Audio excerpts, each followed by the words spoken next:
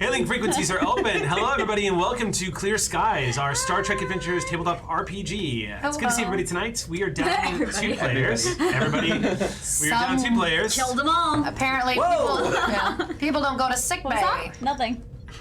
That was what I thought. Jane killed them. Yeah, Jane, not again. So, if you get a chance, and you happen to be scoping out Twitter tonight, give Gina DeVivo and Aki a lot of well wishes and love because it is flu season. The soup is on the counter. I got mine knocked out early. I just want you to remember that I was at the first episode because I care and what that's episode. true. Remember. Because I didn't want to. I just wanted to miss the premiere. Yeah. We're gonna see how my vaccine holds. I know. Oh, gosh. We can test it. Does anybody want to cough on Sam tonight? Not tonight. Does anybody? Rave is like, Come on, my good bro. I'm just kidding. Yeah, it's flu season. It's all going. It's going around. It is going around. Yeah. So yes, we're down 2 cast members tonight. This will be fun. It'll be interesting. You guys, we'll just say XEO is still outside thinking about the planning of a party. Still hanging out in the hull. Do we have any announcements? I think the big announcement that we have definitely to get out of the way is the Library Bard music video dropped. Yay! You guys, you want to tell us it about shattered everywhere. I know. all It's over the still a place. mess. Still picking up the pieces. Yeah. But you can watch some of them. You can. Yeah, definitely check it out on YouTube. You can search at Library Bards. We did our music video for D&D, which is a parody of TNT by AC/DC, which is a lot of letters in a row.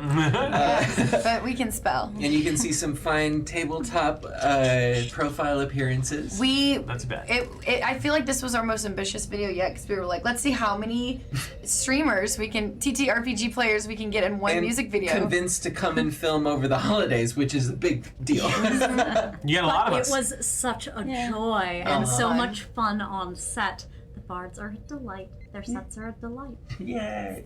It's true. It was like a mini con. It was. Felt like it, yeah. Yeah. Because at Comic Con or at see each Gen other. Con, we always stop each other on the floor, and it's like we finally had a designated space where we could stop each other on the floor and just talk for a while. And we really weren't even- I could breathe. I know. So, just a quick tip, that's what LARP is. Just saying. I remember. What's fun is we actually weren't even going to do a music video. It was just an excuse to get all of our friends in the same room so we could see people. That's Because fair. we only see people if we're working or streaming or at a con. That's legit the only So reason we're I go like- to Comic Con anymore. So we're like, let's do a music video so we can see all of our friends. Oh yeah, that was one of the reasons. Right on. The other one was to actually promote our band, but Oh yeah, It's all good. we No did doubt. that too, I guess. So Gen Con announcements. We don't have any just yet specifically, but I can tell you that I plan on being there for sure. We'll be there for we sure. will be there for sure. So at least 3 of us will be there. I can tell you that the hotel lottery was this weekend, and that was funsies. By the way, guys, I got us a hotel room. Score. Oh, score! Yeah. I guess I'm going now. Yeah, guess that's happening. So we'll keep you guys posted about that. Also, a couple of requests have been coming in on some of the Discord server and also on some of my live streams in the morning during the Campbell Ramble, which is what the fans call my live stream. Amazing. Because I carry on. I can talk ears off a brass monkey, let me tell you. But one of the things that have been asking about is fan art and a reel for the fan art. Where can we do fan art? So what we're talking about doing is eventually when we want to get things up and running is we do want to have a reel, especially during the break. We would love to be able to showcase fan art. For those of you who don't know, there's a little bit of a wonky thing with California. And we want to make sure that we do it all right because California has weird laws about submissions and whatnot. Especially now. So once we work that out, I'm sure it'll be just fine. It's pretty low key. So there's just been so much incredible fan art. And so quickly. And like by the end of the episode, it's so amazing. So thank you all so much for all the submissions of the fan art. We've been keeping tabs on them, especially in like the Clear Skies fan Discord and the League of Whimsy. Like my God. The fan art that's been coming out, like... So good. the goblin of Discord approves. It's true. It's been a wild week on Discord, y'all. Oh, yeah? The L-bomb was dropped a few times. Oh, This ship is gonna go lesbians? there. Lesbians. Which is so true, you don't People even and lesbians know. with each other? It's because lesbians are the bomb. They are. They are. Get it? Or just I a got quick, you. Yeah. a Just quick speaking of little lesbians. aside, if you're Yeah. watching Picard, Kim Pine from Scott Pilgrim, the drummer, is in Picard as a doctor. Oh, that's She's cool. the geneticist. Kim Pine. Kim. Yeah, Yeah, that's Kim. her name. Oh, you mean the character The Kim? character Kim. Oh, I was like, what? That's Allison Pill. What Allison are you Pill talking from about? Scott Pilgrim. I was like, Yeah. wait a Yeah. minute. Yes, she's fantastic. Yeah. Hot emo Romulan. Yeah. Yeah, it's true. The moment that popped up on Twitter, I was like, well, I know Rave's know been where watching you are. Picard. Yeah. We have to be careful with spoilers, though, because Sam, you haven't Yes. caught up yet. That's true. We need to catch up. So, we'll chill it there. I'm premiering a show tomorrow. Ooh. Hey! Is this a show that takes place? What? Tell me about the show. Yes, so I am going to be in a Dark Sun 5e game. For those who don't know Dark Sun, because I didn't until I heard about this, it is an alternate setting for Dungeons and Dragons that it has a completely different approach to magic, and the setup and nature of that world are very different as a result. I'm very looking forward to it. There's a bunch of homebrew social system that we're going to be getting into, and I have built my character entirely around it. So we premiere tomorrow at 5 p.m. PST on Twitch on LFM_network. Dark Sun, for those of you who may not be familiar with it, as Sam was saying, it is one of the classic, most popular. Even though it wasn't a commercial like giant like Forgotten Realms and everything else, Right. Dark Sun was very popular because it was brutal. People call it the Mad Max of D&D because it is brutal. However, from what I have read, yours is taking a whole new twist on it, if I'm correct. It's not going to be as vicious. It's actually got sort of that... I mean, we'll find out. It may well start vicious, and then they will discover that they put a Callista 6 alum into this show. It'll happen. Get ready, See Dark me Sun. ruin their dark world with my joy. And definitely no secrets. When I was younger, I had D&D, and my older cousins had the Dark Sun box, and that's the stuff I couldn't look at until I was older. Dark Sun. Yeah. So, if there's no other announcements... We're gonna be at PAX East. Oh yeah, That's actually coming it's up. the end of this month. That's yeah. like End in of a this couple month? weeks. Yeah. Okay, so stay tuned I for forgot that. about that. All right, We're cool. gonna do that thing. Any other announcements tonight? Are we good? Yes, Sam? I'm excited! Yay! Okay, let's go ahead and jump into tonight's episode of Clear Skies.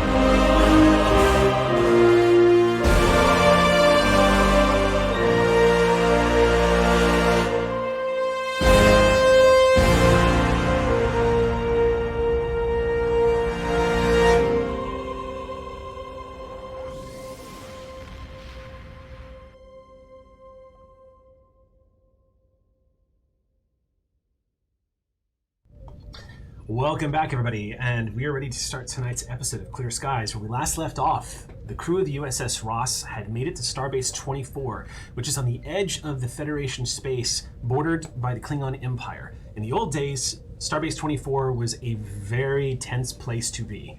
When you were this close to the Klingon neutral zone, things were usually pretty dicey. And it was always one of the sort of the high-stress environments working in the Federation. But Starbase 24 has since become a hub of transport because even though the territorial boundaries of the Klingon Empire still very much exist, there is no more neutral zone. So the Klingons and the Federation very commonly cross into each other's space, particularly trade convoys coming and going out of space. As a result, Starbase 24 has a very dense Klingon population constantly coming through there. As you all remember, because one of the principal events of last episode was shore leave, which went off so smooth. Yay. So smooth. Good time for everyone. I hate shore leave. We have such a relaxing track record with shore leave. I hate it. One of these days, just to mess with you guys, I am seriously going to throw you A relaxing vacation? Risa. Everyone is going to be paranoid. Oh, no, they did it to themselves. They made shore leave bad all on their own. They didn't even need a FedEx. It's actually kind of true. It's true. actually kind of true. This time they kind of visited. I legit just kind of went along for the ride, and you guys had some pretty interesting encounters. You encountered a Klingon captain in the bar Right. after starting some mischief. This Klingon captain, do you guys remember his name? Javek. Javek, captain of the IKS Buvok. Now, this captain apparently knew Lieutenant Vren. Yes. And Vren has hinted that, judging from Vren's reaction to the captain, he was very uncomfortable with the captain's appearance. However, the captain seemed very buddy-buddy with Vren and was actually somewhat pleased. And it was a cordial encounter until one Cardassian science officer showed up, and this Klingon decided to flagrantly show how stereotypically Klingon and racist he was. Bit of an encounter happened, which led to somebody saying something that they might later regret. Essentially, shore leave has been a very interesting decompression scenario for some of the crew. They need to maybe remain compressed. I'm just suggesting it. Maybe a little bit more compression. Maybe just a touch more. Just a touch. It has been a month in space. And so relationships have begun to build on ship. By the way, real quick side note, sidebar, real quick. I heard news today. 13,000 role-playing messages Yeah.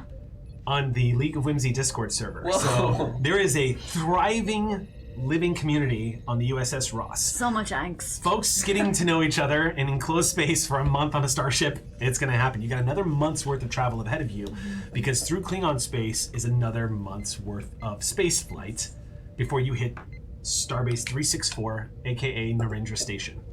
Yes. Yes. Where we left off in the last game, however, is when things were finally starting to simmer down and become a little sort of like the exhale after the events of shore leave. It was discovered once you returned to sickbay, Macrell, that your principal patient, a Romulan who was once named Sorix, is now named Dr. Wellix by his request. Has taken on the visage of a male Trill. Dr. Wellix, as he wants to be called now, was missing from the medical bed. Yes. Despite being tranked consensually. Despite being But it was requesting the trank, if I remember correctly. That was only to get us to the station. Vern did not walk around. Well, if I remember correctly, yes, he was not being permitted to leave sickbay just yet. It's not. And He would have worn off by now. so the Romulan Trill, as specifically the Trill, has gone missing. And we're going to go ahead and pick up tonight's episode, standing in sickbay. Security teams have been dispatched throughout the ship. Prawl has been notified, and currently the USS Ross's internal sensors have easily detected let's put it this way, since he doesn't have a communicator on him, the computer cannot immediately identify the exact location of where this particular identity is. However, the computer can easily designate who's not a designated member of the crew, and obviously scan for Romulan life signs. Not too difficult to tell the computer to do. He has been discovered. This is about 30 minutes after the event of noticing he was missing. Was this, sorry, just in the time frame, Yeah. is this all the same night? Like, This is late, yes. Late that this same is time. this is late after the captain's visit to 10 Forward. Got it. Exio has already announced her plan to, well, you don't know any of this, but has announced her celebration plans. Yeah. The USS Ross is due to leave Starbase tomorrow. By the way, he was found in he was actually found in the Biolab 1 on Deck 15 No, I hate that. Get out of my lab. in one of the scientific facilities. No. He was found on Deck 15, and when they discovered him, he had no idea where he was. Prawl said the security teams notified him that when he was discovered, he was violent and terrified, and had to be restrained. Yeah. And was shouting in Romulan and tearing at his own skin. He was sedated, brought back to sickbay. Yes. Prawl immediately enacted a level 3 force field around the sickbay, which is a little overkill, but No. That's exactly right, Kill. yeah. Bare minimum kill at this point. Bare minimum kill, but also because the biolab is right next to the main phaser control, so I'm not. Look at you. I'm just. So I'm going to say, if you would please take 1 point of power off the USS Ross, which is not a big deal, but just so we can keep track and start using the Ross character sheet. He transferred power to get a force field up around sickbay. Naturally. And you were all kind of gathered around the bed when he starts slowly coming to. I'd like to scan his brain activity. Uh, Scan to see the deterioration. Go ahead and make your reason science or your reason medicine check. The difficulty for this would be normally 2, but you're using a tricorder, so it drops by 1. So the difficulty is 1. Reason medicine? Reason medicine. This is a good chance to generate some momentum. Yeah, but we don't have any, so I can't get a third die. That's correct. This is a good chance. This is a good chance to Yeah. get some. And I'm assuming my focuses apply. Yes, they would. Yes. Oh! Nice. Oh! That's 3 successes. So gain 2 momentum. Ooh. Everybody generate 2 That was a momentum. crit. Good way to start the game tonight. Very good way. As you scan his brain activity, you can all see it on the data readout display. This beautiful sort of like splash of color designating where neurons are firing and how the brain is reacting. You can see it all up on the wall display. You are detecting a lot of abnormal activity. And I'll go ahead and give you this. This is consistent with a brain that is undergone like a traumatic surgery. In this particular case, it's specifically the removal of the chip.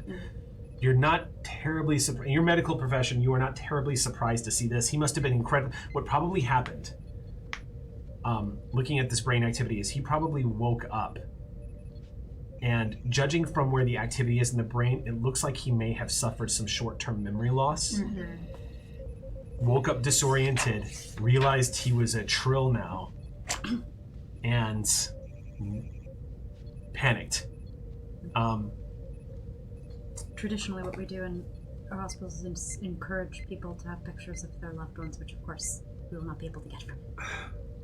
Quick point of order. Yeah. If this is still the same night, I have turned in drunk Yes. to my quarters. That's correct. And removed my communication. Okay.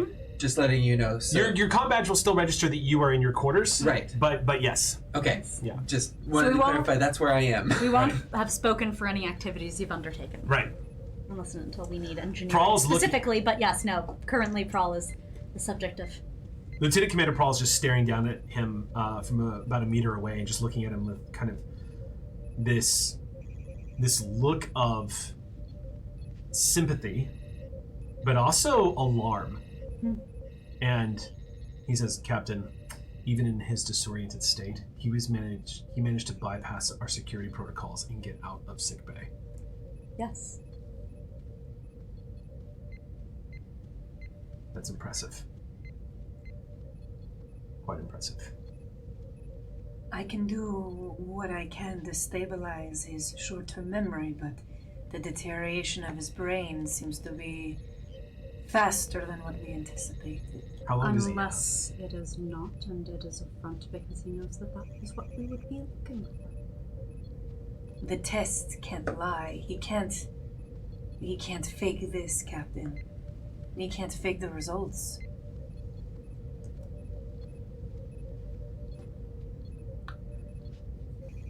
Sorry, I'm shedding. No, wait, have I been? Hopefully I don't get I'm 4 or 3. here. Have I been invited, would you say? No. It was your No, okay. lab. I mean, it was her lab. You can invite her now, certainly. Okay, I invite her now. But yes, I say that because it would not be protocol to call the science officer down from a security breach in sickbay. I just wanted. But if you wanted Lacat there, you could No, certainly call. but it was Lacat's lab that got broken into, so it is Sure. in fact super relevant to have Lacat there. Was there any information stolen? No, I'm just thinking that if you could miss by 3 millimeters, maybe you can. That's a little bit more with medical I'm sorry, I don't follow. readings. So, remember when he got shot and is not dead? Yes, it was Yes. very remarkable, miraculous. One would say. Miraculous, one would say. I don't know. Very lucky. Exactly. So, the same way that I don't trust that, I'm not sure if I trust those readings. No offense, Marco. There's no way this was my personal tricorder. He would not have been able to tamper with this. Are we able to get a log of when he bypassed those systems? Yes. I think we'll want to review the whole Yeah. sequence of how for 30 minutes we can find him. Commander Prawl brings the entire scene up on screen. Because the Ross, of course, has kept track of everything. And Prawl has managed to put everything back together again. And you watch as he wakes up. And he's alone in this medical bed. And he sits up. And it takes him a moment, but you see his actions just from the corner image of this room. This Trill sits up in his bed, and you can see him looking around, and then he runs his hands over his body, and you see him look at his hands for a second. He leaps up, and he runs to the nearest console, and he presses his hands up against the console, and the computer activates. The moment he touches it, it senses the warmth of a body. It immediately activates and brings up his medical charts. But he doesn't seem to react to that. He seems to react to the reflection in the black glass of the medical display. And he stumbles back. He whirls around. You see him looking for something in a few of the medical drawers. And then he turns and runs towards the door, which doesn't open. And then you see him working on the console. The door doesn't open. He goes back to one of the computer consoles and he starts typing in a bunch of things across the LCAR's display. Nothing is happening. So he stops for a moment, runs over back to the medical wall that has been activated with his brain display right now, and he starts going through his own files and sifting through it. And what's interesting is he goes from this frantic sort of like state to very focused as you see him like dragging things across the screen. And then you watch one of the junction points for the computer over by the door activate suddenly. And he turns off the wall display, runs over to that, and you watch, and Prawl starts telling you what's happening. He said, somehow he managed to find a way to bypass the command overrides using a backdoor through his own medical records. Apparently, as you can see here, and he brings up on the security display, he's like, the computer actually has a log of him jumping the code and getting out of the room. And he shows you, and as you watch this display, the records of like the access points, the breaches in security, go ahead and make an insight security check. And any focuses you have in like intelligence or anything like that would totally apply here. Yep. Can I assist in any way? Because I've got good security. Security. Well, this is more of a, this isn't a task. Okay, this is sure. more like a perception check. Cool. Yeah. Okay then. So go ahead and make your roll. The difficulty is 1. Do you mind if I take one? Yes. Thank you. Take one. This is important. 3 successes. Ooh, so we gain 2. 3 successes, gain 2. Azuri, there's a mild feeling of dread. You kind of feel it behind your shoulder blades. It's that sort of like, oh no feeling. Because as you're watching him in this disoriented state jump the code and go through it, he is good. Terrifyingly, frighteningly good. As you're watching him break the security consoles of the computer, you would guess this is a seasoned veteran Tal Shiar agent. Capable of infiltrating Starfleet headquarters on Earth, one might say. You're getting a good snapshot of the skills at this Romulan's disposal. Because even in this disoriented, paranoid state, he managed to break out of the sickbay. Right. And you watch him dash across the sickbay towards the door, which immediately opens. And the moment he gets into the hallway and he sees a bunch of Starfleet personnel walking by, you watch this shift come over him, this body posture change, as he immediately just stops for a second. And he says, what's remarkable about this footage is we still have his biomonitors on him. Watch this. Prawl brings it up, and you watch his heartbeat begin to slow as he calms himself, entering into the. But you're watching the brain activity still in a panicked state. You see him just blink, and he practically vanishes. Prawl's like, took a few tries to keep following him, but look at this.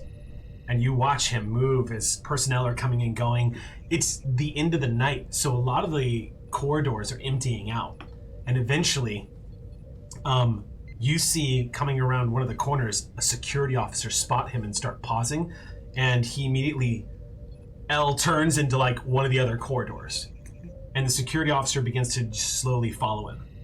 And he dashes for one of the side panels, presses a few buttons, and you see a door open, and he immediately goes into the Jeffries tubes. And you see him just completely not grab one of the boards, the mag boards. He crawls up into the Jeffries tubes and starts... You're watching his heart rate go up again as he's looking around, doesn't know where he is. This goes on and on. You watch him go through 3 decks, sneaking around. At one point, he comes within 3 inches of another Starfleet officer who doesn't know he's there. And she walks right past him doing maintenance work and walks out the door.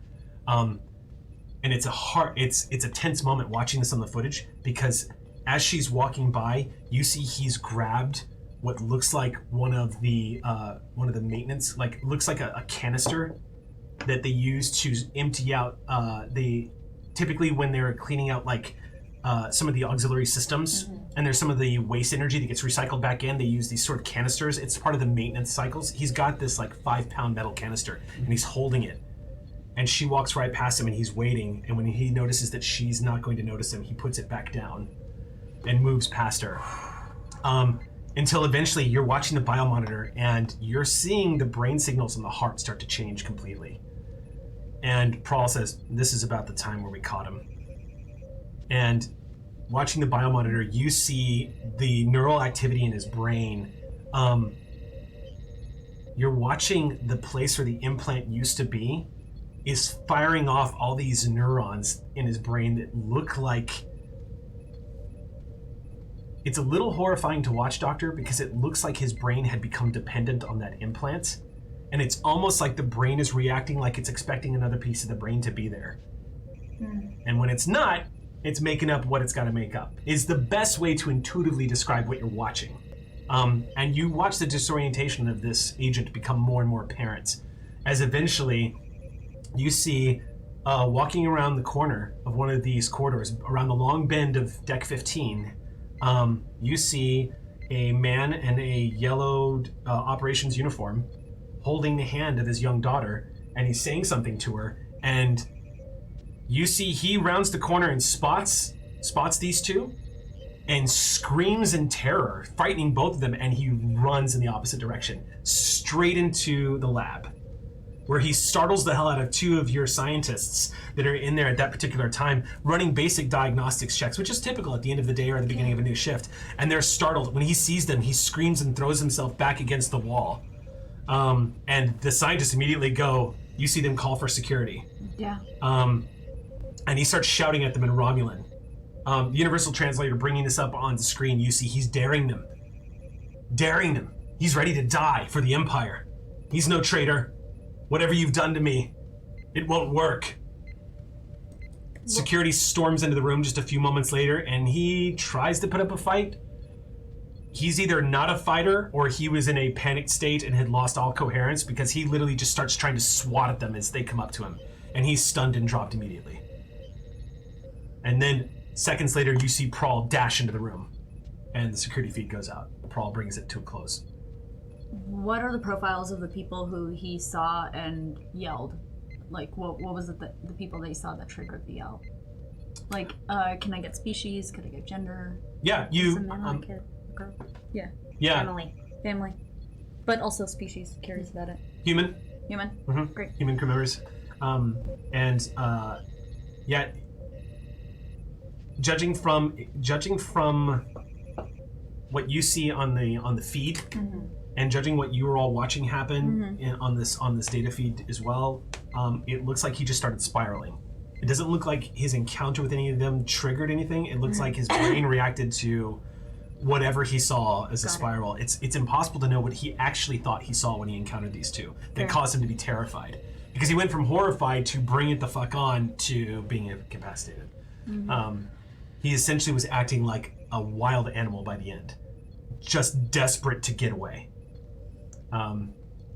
And at about that point, on the medical bed, you can hear the soft groans of this Trill kind of...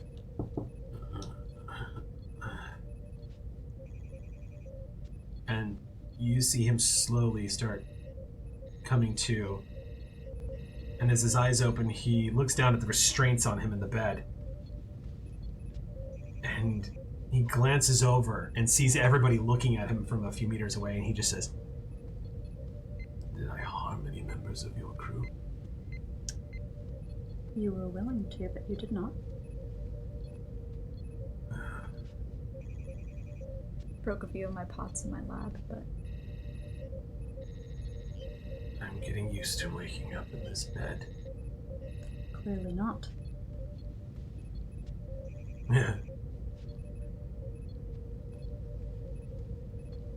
His head drops back up, and he stares up at the ceiling for a moment. And Prawl says, "Captain, can I have a word with you in private?" Absolutely. With me. You guys walk out of the medical room, and out of the confinement space, and y'all are in the greater sick bay right now, where you see a couple of medical officers who are attending to the doctor. Prawl just gives them a nod, and they set down their tricorders and whatnot, and just step right outside the doors of the room. Just and Prawl says, "I'm starting to become a little less paranoid about him, to be perfectly honest with you, Captain." In what sense? I've seen similar behavior to this. And I'm not saying we trust him. I'm not saying we let our guard down. No, contrary. I'm more certain than ever that I should have a security detail trailing him at all times. And I'm certain he won't protest at this point. At the very bare minimum, he was sundowning and it took us 30 minutes to find him. He does not even need full cognitive capacity to fully circumvent security protocols on this ship. That's actually why I wanted to talk to you.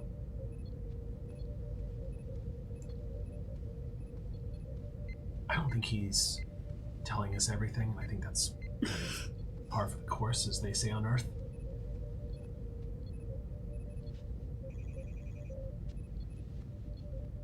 I don't know. Something about him. He glances back through the window and just says,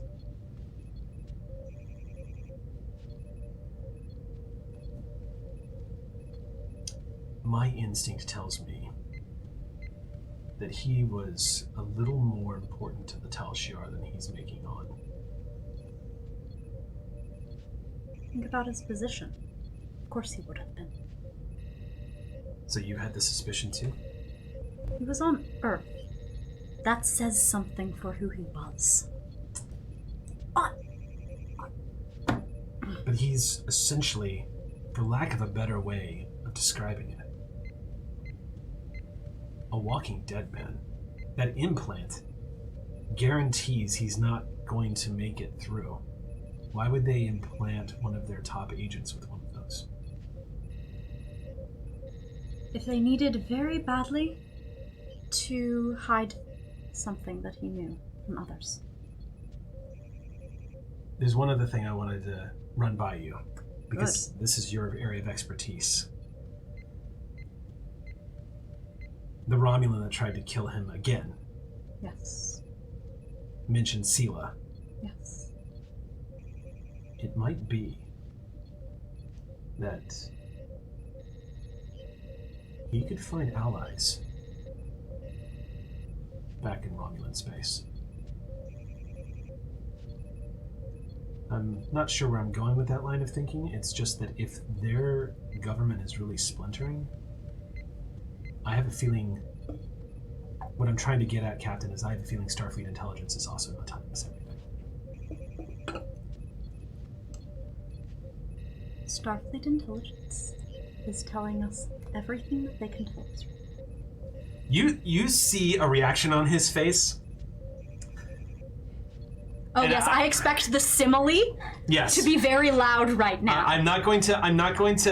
I'll give you this, Azari. I know how Prawl feels about the captaincy. I trust him to see how I'm feeling right now. It's more of like what you're getting from him right now, Azari, is that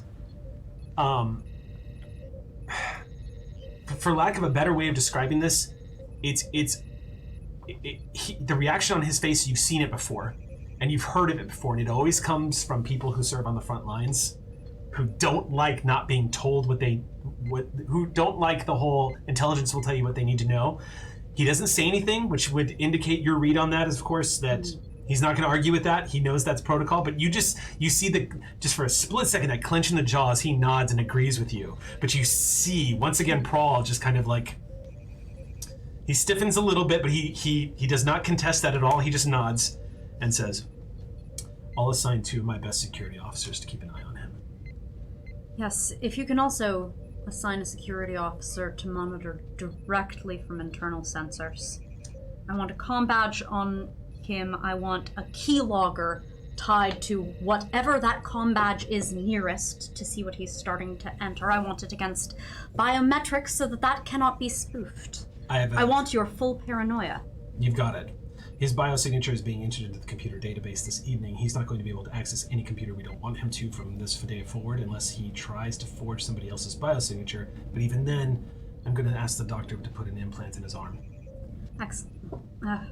We'll be able to track him no matter where he is on the ship. Whether he had full control of his faculties or not, this was still a warm-up run for breaking out of our ship, and he accomplished it handily. Let's give him some more trouble next time, shall we? Yes, sir. And he just stares very coldly, dispassionately at the Romulan in the other room, disguised as a Trill. Thank you. Unless there's anything else to that scene, we can bring that one to a close. Did you have anything you want to do? I have an idea, but I don't need to do it in that scene. Okay. Mm-hmm. So. Something's not sitting with you, Captain Soul?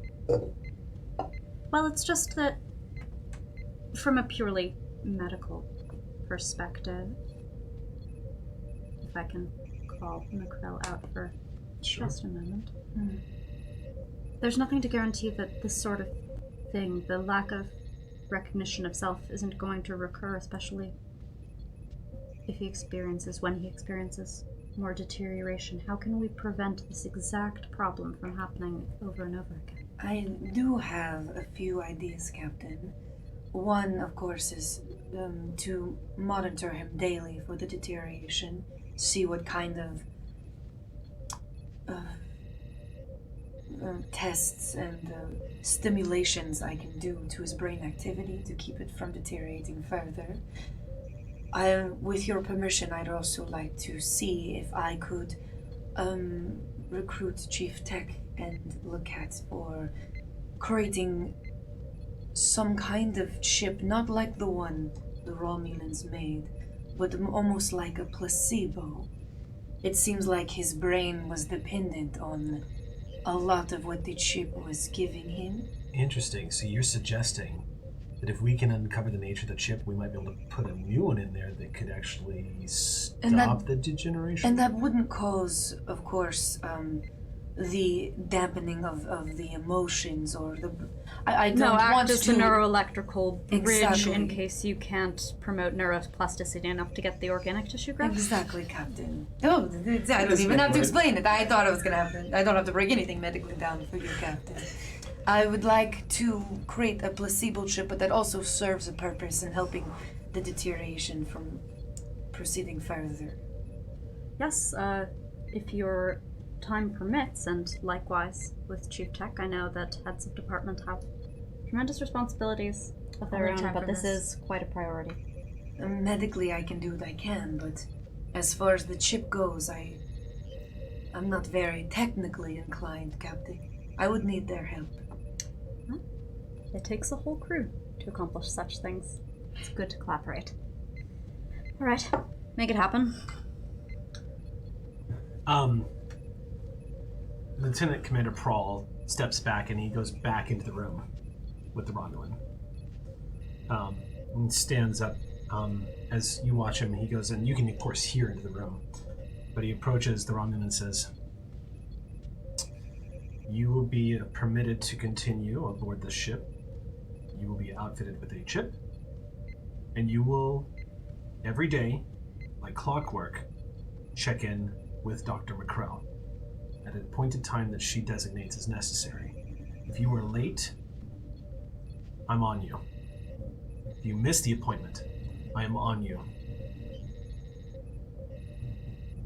I know your line of work.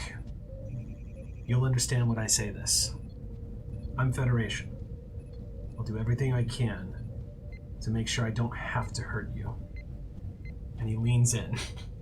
He says, I will space you if you harm a single person on this ship. I heard that, but you didn't. And the Romulan just stares back at him and says, I believe you. Good. Get some rest. Yes, make sure you do it right the first And then as he's leaving, he just turns back and says, you Romulans don't know how to fist fight. And he leaves. Prawl steps out and says, I'm going to go finish up the duty shift and hand security over, and also give briefings to the rest of the security team on beta shift to let them know what's happened. If you all need me. I won't be shy, Commander. Dismissed. Good night. He walks away down the hall towards the turbo lift. Doc, I think that you should be the one to debrief Chief Tech. I believe that he's currently in his quarters. Yes. Well, I think good ideas will happen in the morning. I was You going need to sleep. request that. You do need sleep. All right. In the morning it is. Are you? Exio appears and goes, there was a security breach? Yes. He made a go for it. Clearly, I have not been keeping up with the integration of the security systems. You'll get sensors. A feeling for them eventually. Is it feeling? Is it synesthetic? Somewhat. But now it was resolved. Commander Paul and his team did well. Good. She glances into the window and just says, how's he doing? Better now. But I guess sundowning is a concern that we have to take into account. 30 minutes and they couldn't capture him. That's impressive. I can also keep an eye on him if you want, Captain. Oh, I'd be happy to. Thank you so much, Commander. You're welcome. And she looks at the window as the Romulan is kind of glanced over and she just goes, and then says, good night. If you need me, Captain. Absolutely. Zzz. I'm assuming we're gonna leave. Yes. Okay. I'll walk with you back. Or are you gonna? No, I mean, I've been ordered to sleep by my captain, so I'm gonna go sleep. Yes, I smelled alcohol on her breath. She's going to sleep now. Yes. Oh. They are all intoxicated. Oh, that's Yes. right, everyone's drunk. Not me. Alcohol can literally kill By the She way- kids. was only drinking water that night. Oh, is that right? She ended up drinking nothing. She was picking fights before anything happened. She's a sober drunk. Great. Okay. Yes. As we walk back to the quarters, I'm gonna just walk alongside you for a brief moment and. All right. What you said to Chief Tech, I would not recommend you bringing up again. He and his family are very sensitive about the death of Reiku. I remember. I know. Reiku. His brother. I understand. I think that I know I said that out of anger. And I want you to know that maybe I am drunk right now and we should not talk about this. Yes. I smell. Yes. I mean, You. I smell you. no, I just don't know if I'm ready to talk about it, you know? Family just means a lot on Cardassia, so for me to have said that to him was a very shitty thing, and I hope you know I understand that. Yes. And again, it's sensitive in the sense that he doesn't really know how his brother died. So just maybe don't bring it up again. Did you know his brother? Yes, he worked under me in the Dominion War. He was in the medical field. Huh. He was a good person, but not a great one. I think we should leave it at that. Yes. I'll see you in the morning. All right. My quarters. My tea. All right. It's scalding. Is fine. The lights in the ship begin to illuminate a little bit, a few watts lighter. As Alpha shift begins the next day, everyone is reporting to senior staff meeting in the morning. Cool. People are filtering into the room. This, of course, again, as a reminder, a variant of the Galaxy class. So a lot of familiar spaces that we, as Star Trek fans, are used to seeing. The long table with that beautiful viewport out at the side for the senior staff meetings, just out on the other side of the bridge. You all gather around this table for the senior staff meeting. Everyone filtering into the room, taking seats. You do notice that Vren doesn't look particularly alert as he sits down. He's just kind of rubbing his eyes. I have 2 little shot glasses of bright green liquid. I put one in front of Bren and one in front of Chief Tech. Drink this. What is this? You'll feel better. So Tech is bright and chipper as anything. Okay. Oh, that's why I was bringing it for you. No, but what does it consist of? And he's like holding it up. It was going to help with your, how do you say it? The overhang. Oh! And he drinks it. Vren goes, how is it? I don't think it translated it right. How is it? Just drink it. Alright, and he throws it back and just goes, it's actually kind of good. On a scale of 1 to egg, what would you say? I think it was an egg, Captain. Was it an egg? No. Oh. No, he's Well, keeping it down, so I wouldn't quite say full egg. No, that's actually nice. I would say that's on a, if egg is 5 and not egg is 1, I'd say that's about a 2. That was Egg good. is 5. Egg Make is a note. 5. Good to know. All right, Shell? So then let's see- get started. What's the business of the ship? Wait, who else was drunk? That was it, right? Yeah. Okay, I only had 2. XCO just goes, I will now commence with the morning staff meeting. Ugh. And she brings up on the screen, and you guys basically go through the motions of the day. It's going to be a heavy administrative day. This is finishing all of the crew transfers onto the USS Ross, because the Ross is slated to leave in about 6 hours from Starbase 24 and get underway again. How many Right- are we up to on the ship right now? Because this is larger than standard crew complement for the people we're shuttling. With families, Yes. I'm gonna throw an estimate at you. Please. The standard crew complement that you are scheduled to have as crew on board the USS Ross is about 2,500. The estimate with families has gone up to about 2,900. Oh boy. So there's a lot of families that are coming out to the Shackleton Express. But a lot of this, it's also worth pointing out that not everybody is family. A lot of people are shipping out to the Shackleton Expanse to staff Narendra Station. You guys are basically the only ride headed out that way right now. We're pack mules. Yeah. Different mission. Yeah, I was gonna say every time I say the word ride, there's that instinct to crack a joke. Any of our lovely NPCs have family that's joining them on this trip? Good question. I'm going through the list in my head right now. I'm single met and so ready far. to mingle. Nope. Ah. Nope. Orphans make the best Yeah, recruits, y'all. the Klingon scene. We are going to have a party. So it's like a lot of equipment being transported on the Ross. Yes. A lot of it's going to be installed in transit into the science lab, into sort of the modular laboratories that are being designated, which, by the way, are still being filled with equipment from Starbase 24. Even though USS Ross was prepared and ready to launch when she did, the second half of the equipment installation was actually supposed to happen at Starbase 24, but it was determined that it can be installed along the way. You guys are going to be spending a month at Warp 7. Only? Only a month. Shakedown crews like this we're going to need. Plenty of time. Happy to report, though, that your yeoman, Oh yeah. Yeoman Asmi Shanto, Yes. I like them. Yeoman Asmi Shanto has been hard at work, because looking at the scheduling, judging from how long it has been taken to get everybody on board, it's very rare when a ship this size, coordinating this much of a crew transfer during this much equipment transfer, it's very rare for it to leave precisely on time. You guys are ahead of schedule right now.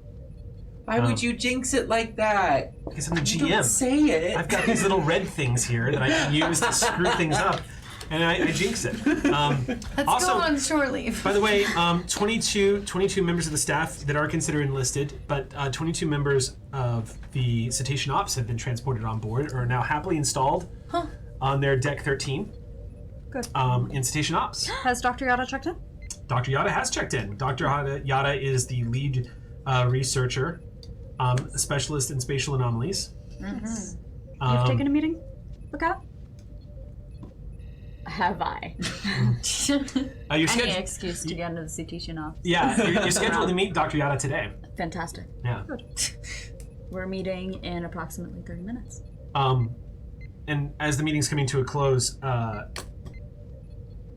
Vren pipes up and says, "Captain, we'll be ready to leave on schedule in about 6 hours. I can get us underway." You know, let us hope that is what ultimately happens and we are not jinxed, because I will not ask you to go outside, turn around 3 times and spit, not while we're in space. That's good, Captain. I'm slightly dehydrated this morning. No, it'll help. Oh, good. Yeah, good. well, He right. takes another shot. Yeah, I'm taking like You're doing all right. I feel okay. Yeah, feel all right. Feel You all will right. not be. How do you say the Overhang. drinking and flying? Oh. Ah, yes. No, certainly not. That wouldn't do.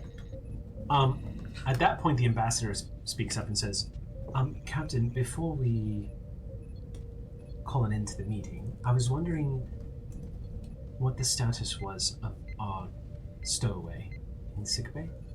You can see a mild bit of concern on their face. Justifiably so. Under a level 3 force field, wasn't it, Commander? That's correct, level 3. What? Why? Oh yes. Oh, he this was sleeping. this would not be news. This Oh, actually, yeah. this was information that was disseminated during the meeting. Got it. Unless So- you were distracted. I was napping. distracted by the shot. So, and about that point, Exio pipes up and goes, "Oh, he won't go anywhere without me knowing now. Oh. Wonderful. Thank goodness. Tracking device are now." But he is... Vren just goes, "Whoa." Whoa. But he's Yeah. quarantined to sickbay Yes. for now. So it's not like he's And integrating yet. restrained. Wonderful. Yes, I know we were planning, and I would still like to see the plan to introduce him into the general population, but naturally, given his present cognitive status, I'm assuming that'll be delayed. Just a bit. Commander Exio presumably will need a more extensive psychological evaluation to complement the psychiatric and medical neuro workup. I definitely think that it should require a little more time to allow him to sort of reassert his own facilities while he's down in sickbay. Yes. But I would say within the next 72 hours, it would be beneficial to talk to him. Yes. After we're underway, I think. She nods.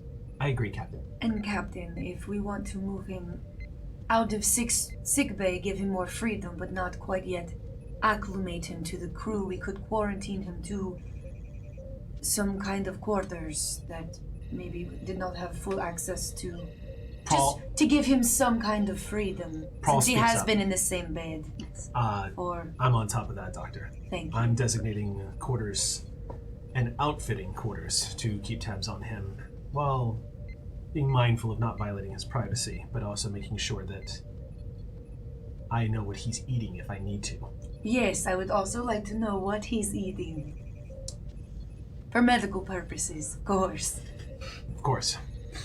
Of course. Just a quick check. Have you talked to me about the placebo chip? Or Here, is in the meeting? Why- Shall we Yeah, say that we have yeah, exposit? yeah. We're gonna Let's exposit. exposit. Got it. Yeah. So, Exio, actually, I was going to ask a question as well, Commander. If you could look through the database that Dr. Redgrave had, she had some of the most successful tests in integrating cognitive functions into machinery. Maybe there's something there that'll help me out, because I'm a little out of my depth. Processing. Yes, the computer does have some files that I could use. I'll need to interface directly with the computer on the bridge, but I can look into that. Julie, if you don't mind, could you compile a quick hologram, maybe of Dr. Redgrave, just as an interface that we could use to reference? I never thought of doing that. We have so many hollow emitters. You see this joy suddenly surge onto her face, and she says, "Build a hologram of Dr. Redgrave. Well, no, just an interface. We're not making another Dr. Redgrave. I could just call for that. We're just utilizing this for quick access. I see. I'm on it. Thank you. With your permission, Captain. She nods. As ordered. As the meeting is called to a close, getting up,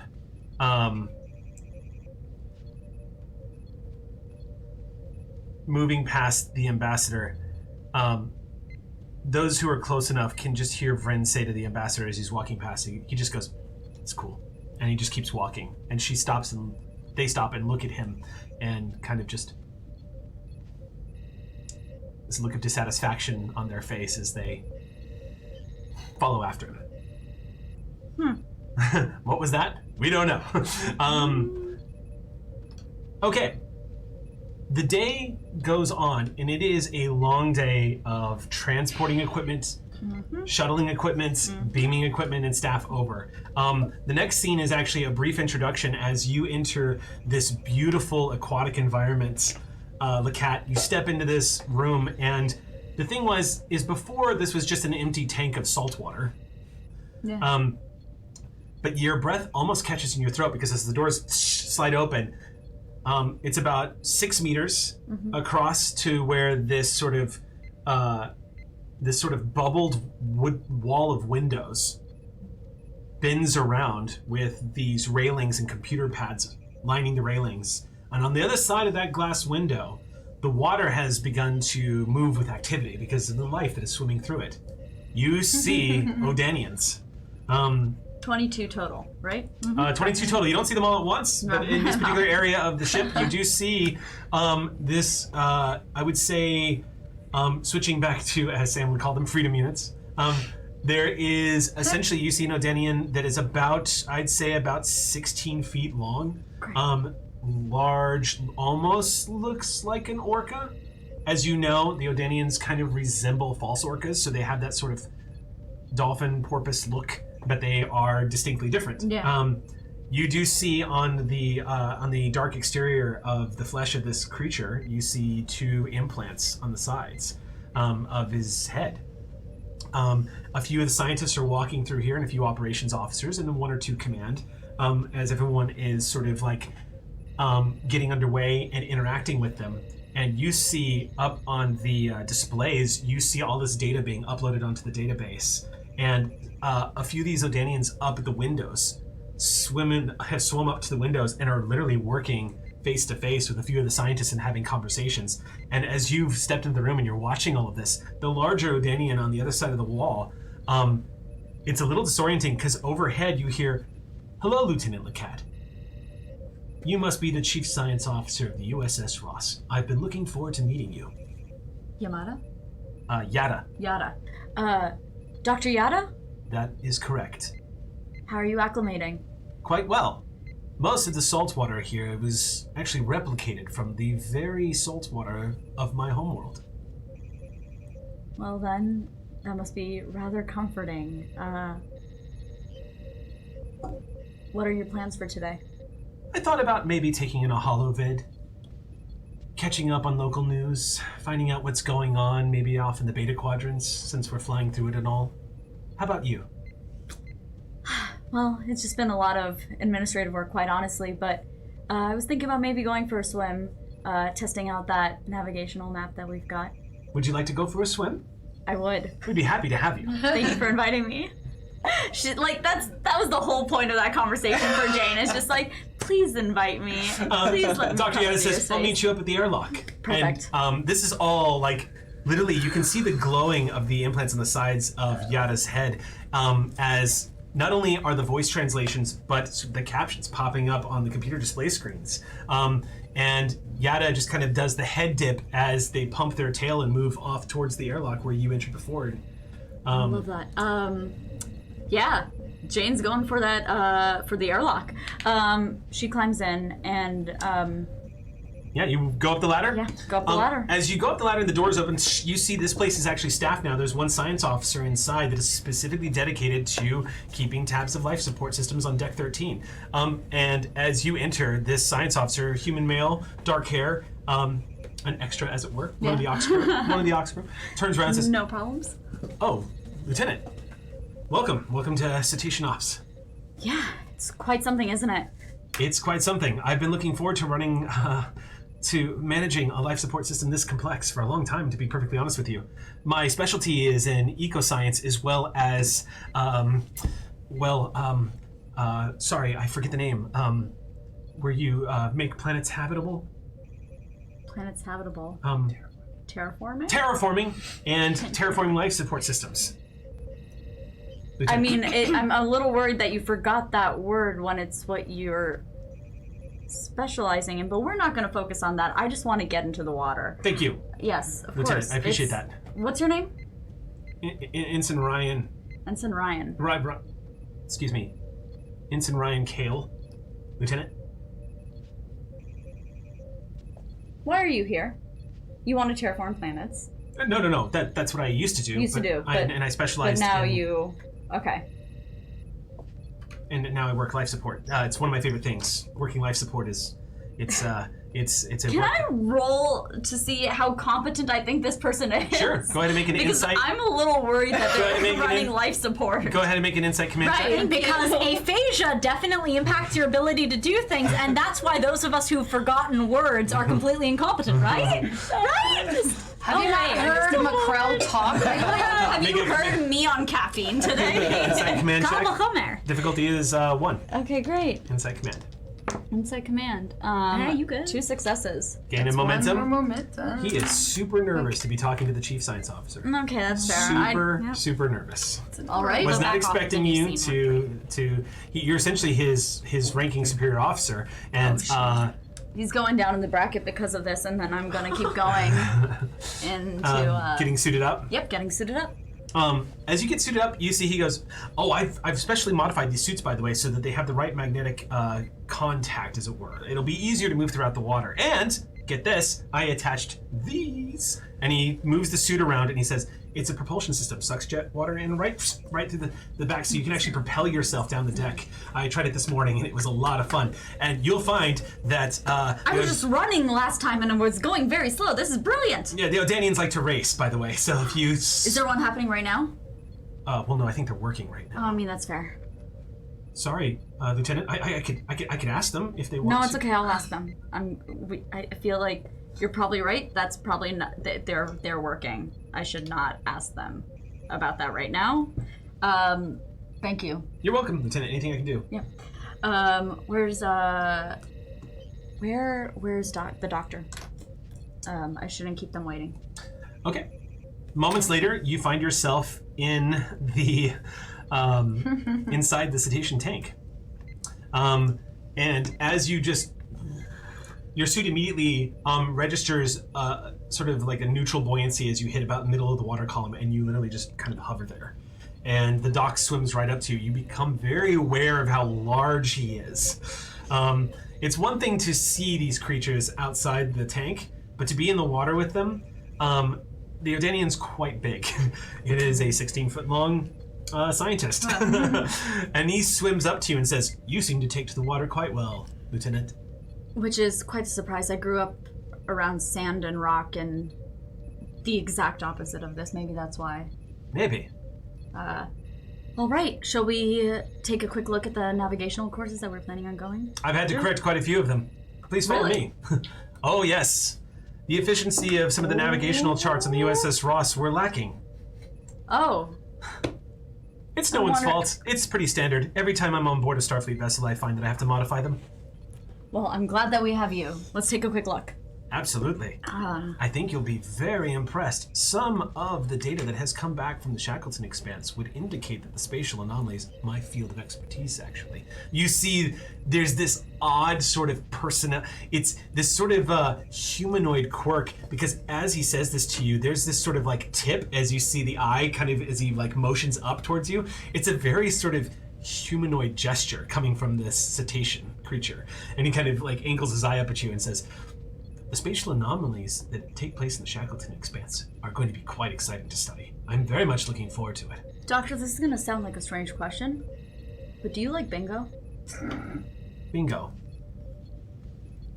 It's where you have boxes and you basically place things that you expect to see or that you can essentially like assign a point value to, and every time that you see one of those things, you either check them off, and once you get all of them in a row, you win. Bingo. It sounds like a very antiquated system of keeping track of data. It's fun, or it's supposedly fun when a lot of people are doing. A lot of people are playing this, but I've made it's one. recreation. It's recreation. You yes. see the head kind of tip Yes. back. You can swear that it's. I mean, some people do. an Adonian laugh. Yeah. But as this Odanian like throws his head back for a second, and you see this like ring of air come out of his mouth, like the beluga whales kind of do, and he just kind of like pops it out, and he looks back at you and says, "That sounds ridiculous." I agree, but if you give it a shot, I think you might have some fun with it. And I've made one for the spatial anomalies we might find in the Shackleton Expanse. I thought it might interest you. That does interest me. Damn it, that does interest me. I love it. But in exchange, I want in on these races. Oh, I see. Yes. And I would like to, if there's any way I can convince him to, like, I will let him in on my bingo league if he lets me in on his racing league. Hey, buddy, you're the head of the science department. I know, but, like, I'm trying to be nice. Work the pips. I'm trying to be Cat's nice. a gambler. I'm trying to be nice. We'll see about that, Lieutenant. I would hate to embarrass the chief science officer on board the ship. And don't get me wrong, Lieutenant, those jetpacks seem quite powerful, but... Right, so then I pose no real threat. And I'm not a fan of wasting energy. You can race with us. Yeah! Of course you can race with us. Yeah! I've raced 3 of these jetpack She's like, I'm not fighting this guy. She considered it for a second. She's like, throw down. And she's like, no, wait, what? This is a good work environment. So you were brought over to the holo projector where it immediately activates upon the command with a thought from Dr. Yada as he swims up to it and sort of circles around it. You see the galaxy map pop up, which immediately zooms in on the Beta Quadrant, where it immediately shows the Ross's location, as well as you see Federation symbols all over that indicate where other Federation ships are operating in the quadrant right now. You also see a lot of known Klingon ships that are operating on the other side of the in Klingon space, and you're also looking at all this data readout that's slowly being filled in as you're staring at it, as essentially the Station Ops is utilizing the telescopic sensor activity of the USS Ross to chart systems that are nearby. And let me put it this way, all the systems in this part of the space has been charted, but many of them have not been visited in decades. So the Cetaceans, these Odanians who are inside this spatial navigation right now, are actually using their downtime while equipment is being uploaded to scan the Beta Quadrant as deeply as they can, relay with other navigational charts through the subspace relays networks of Starfleet, and update everything. And they're doing it for fun. Oh. And you watch, there's two three-dimensional maps that pop up in front of you. One is the old map, and the other one is the one that's being filled out. And it actually looks like it has higher resolution and a lot more star charts attached to it. It's like she's looking at porn. I know. This is what makes Jane truly happy. This is why she's here. She looks at the Klingon ships. One of them, by the way, docked here. Yeah, one of them docked here.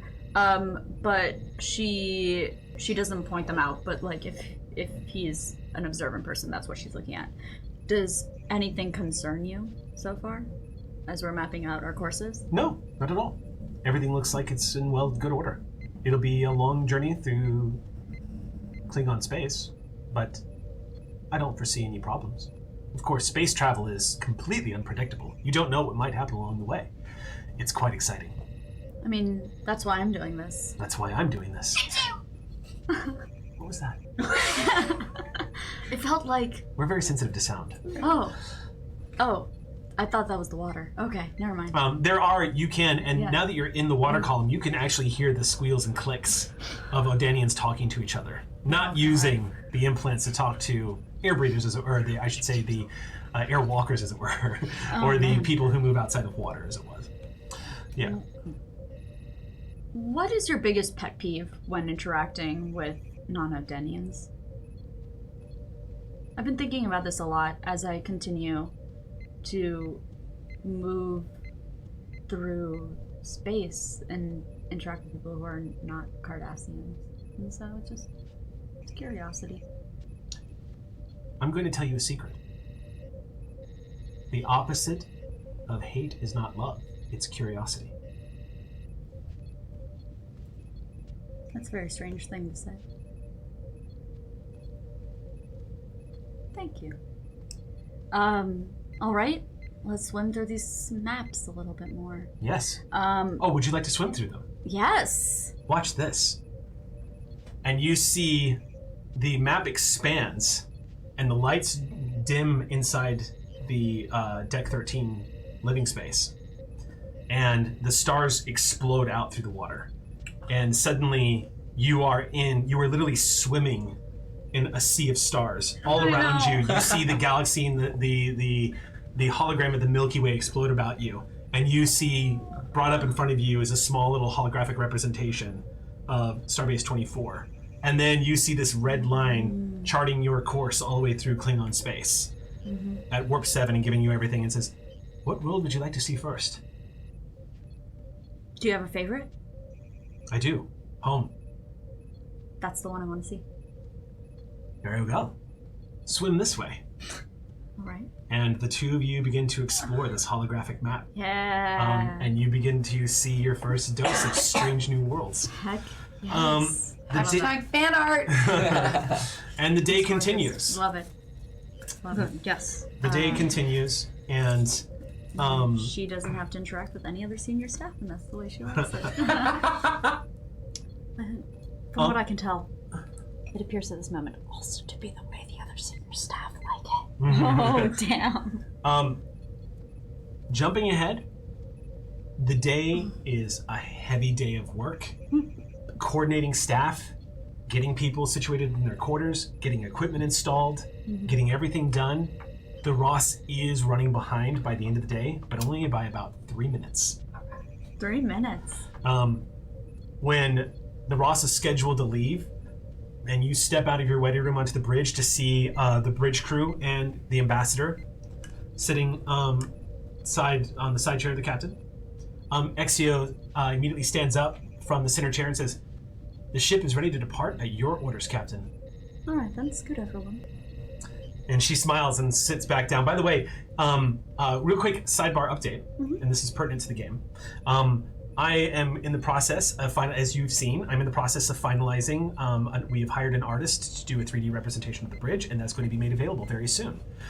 One of the things that we have added to the look of the bridge is both the ambassador station and the commander station now have consoles in front of them. So she slides into the ambassador, or to the commander's chair, and brings it up, and the commander just says, "Clear all moorings." And you hear Lieutenant Branson, "Clearing all moorings." Aye. And then you hear Starbase 24 go, "This is Starbase 24, you are clear to depart. Clear skies, USS Ross." I look to my watch, I look to Fred, I look to Yum and ask me. My watch must be fast. Must be, Captain. Right on Asmi time. says, a little stiff, standing off to the side at one of the consoles. And you see Vryn just says, "Maneuvering thrusters." And you watch the view screen comes up and you see Starbase 24 slowly begin to leave frame, as well as the Klingon ship that's still docked there. And sensors, deflectors, everything comes online. Just and you feel the power surging through the USS Ross as she wakes up. And we're back at full power. You're back at full power. The Just important part. Maneuvering thrusters. We are clear of Starbase 24, Captain. Ready to set course for Starbase 364. 364. Time to go. near the chirping sounds and says, "On your order, Captain." Take us out. Aye. And you see the starfield, and the Ross jumps to warp 7.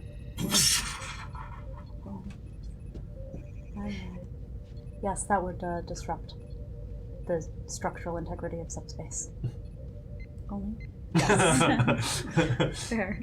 We're setting a low bar. This is, in fact, the fastest that we can go at a sustainable speed without ripping at the fabric of space-time.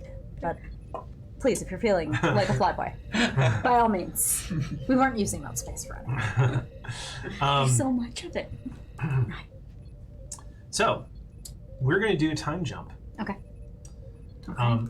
Quite a bit of a time jump, actually.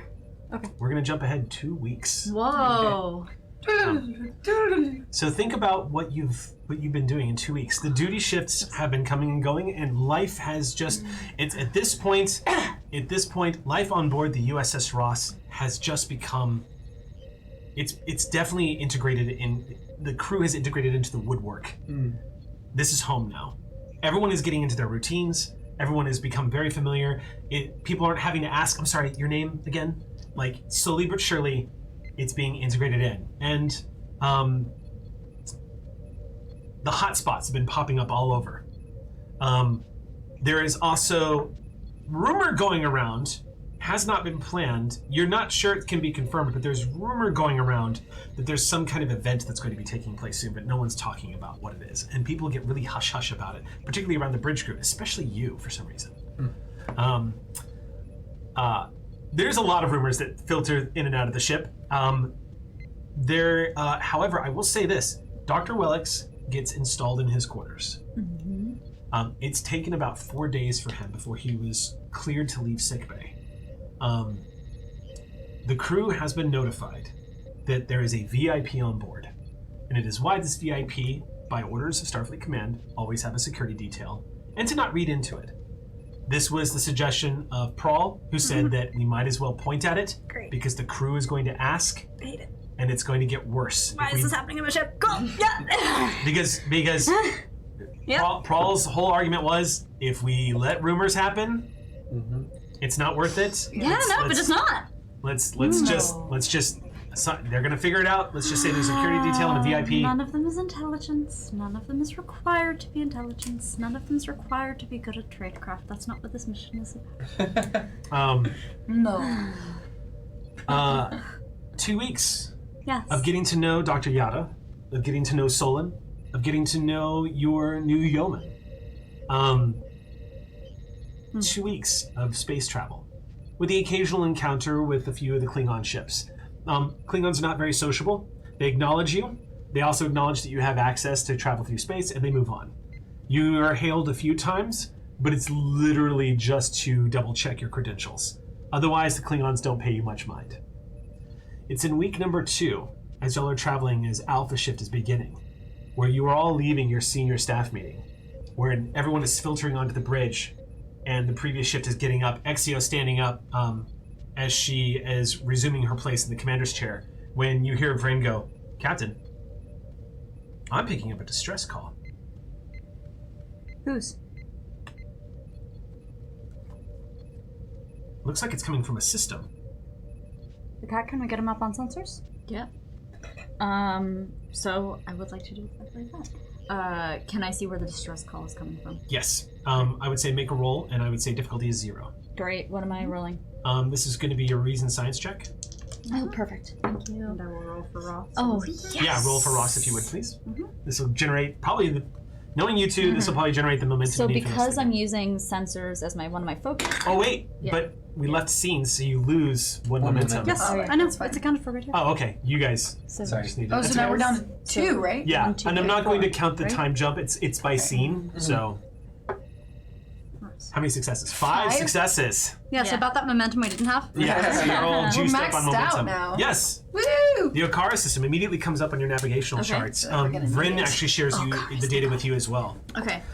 Okara system. Okara system. The Okara system is a main sequence star system. It has 4 planets. Only one of the planets is inhabitable. It's a moon.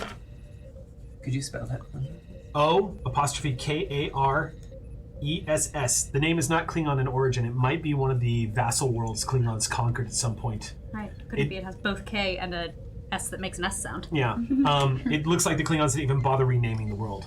But you also note that the world itself doesn't look like it's been inhabited with a civilization for some time. Probably squandered for resources and left. But what comes up on the database is the distress calls coming from one of the moons of the class, one of the Class J gas giants. so the moon is itself class M though. The moon itself is Class saying L. it's- Vegetation, Okay, no so animal only life. barely. Okay. It is habitable. And then, moments later, you react at the same time Vren reacts as you see immediately popping up on the database a red blinking word that says restricted system. What do I know? Like, where have I seen that before? Or what does that indicate to me? You're about to, right when you're about to open and ask about that, Vren says, Captain, this system looks like it's been restricted by the Klingon Empire. On what grounds? Doesn't say. But I am detecting, based off of Lieutenant Lecat's scan, it looks like one of the moons. Is that correct, Lieutenant? That's what it's looking like to me. Maybe you should ask one of your friends. I'm sorry? Nothing. Just nothing. No, These please, if you have a moons- suggestion, look out. Ren seems to know a few Klingons, that's all. Vren looks at you and says, My brain is on fire. I warned you the caffeine would make me do this today. we probably want to Oh, stick we don't need no water. Vren goes, we should probably stick to relevant information. Yes, we should definitely stick to relevant information. This moon. All right. Can we run a some sort of a bio long range scan to see Yes. if we can see what See what we can get before we start poking our noses in. Meanwhile, I will see if It's I a can general put a bit of distress call. stick about. Yeah. General distress call. Great. We don't have ship type. It's not Like a it's ship. not a Federation. No, it's coming from the moon. From the moon itself. Mm-hmm. But we don't have Moon's haunted. nature of the No. s- You're not signal. exactly sure what the nature or what is sitting at the distress signal. but that's what I like to scan for. At this distance, you probably are not going to be able to. Okay. Be Not able to that detect what it attitude. is. Yeah, right? But you see Vren immediately, eagerly swivel in his chair and look back at you and says, "Shall I divert course, Captain?" Give me a moment, Ambassador. I'm going to just lean over real quick. Ambassador Marginil, they lean in. Between you and me, do either of us have a sense of why this system might be restricted? They look at the screen, and you see the charts are kind of like sub-windowed up across the starfield through warp, and they look at it and says, "No, I've never heard of the system. But I do know that the Klingons might be angry." Well, yes, it's a Thursday, but beyond that. Any Wait. particular? Not that I can think of, Captain. I'd love to make a roll. Sure. Like, I'm trying to juice Is this this up like a into lore kind of hit? You want to know what you know about this world, or what? About this world, or about there's a restriction on this. Captains get to know a little bit about So things sometimes. I would say use the Ross for command help. check? Yeah. Because you this, unless it's top secret, you're going to have access to this. The Ross will probably have that in the database. Yeah. So whoever wants to roll for Ross, I can roll. you want to roll? Yeah. Okay. So that's presumably computer's command.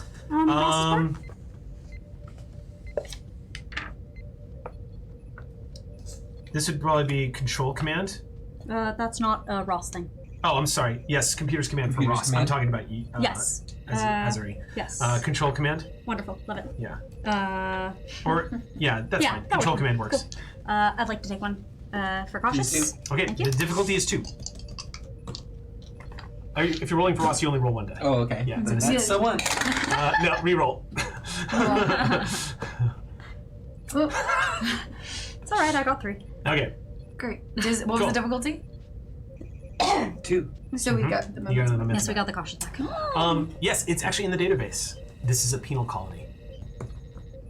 There is a penal colony. What's curious about this is it pops up on the database. It is a place, apparently, there's no information, just that it's designated a penal colony. A Class L moon, and it's about 8 years old. And that's it. That is literally the only information on the database, and it just has restricted written across from it. You are not allowed to enter the system without express permission from Klingon High Command. What are my directives from Starfleet with respect to this? Because those Starfleet are says often you respond to distress calls. Starfleet says if you hear a distress call, you respond to a distress call and you help. Right.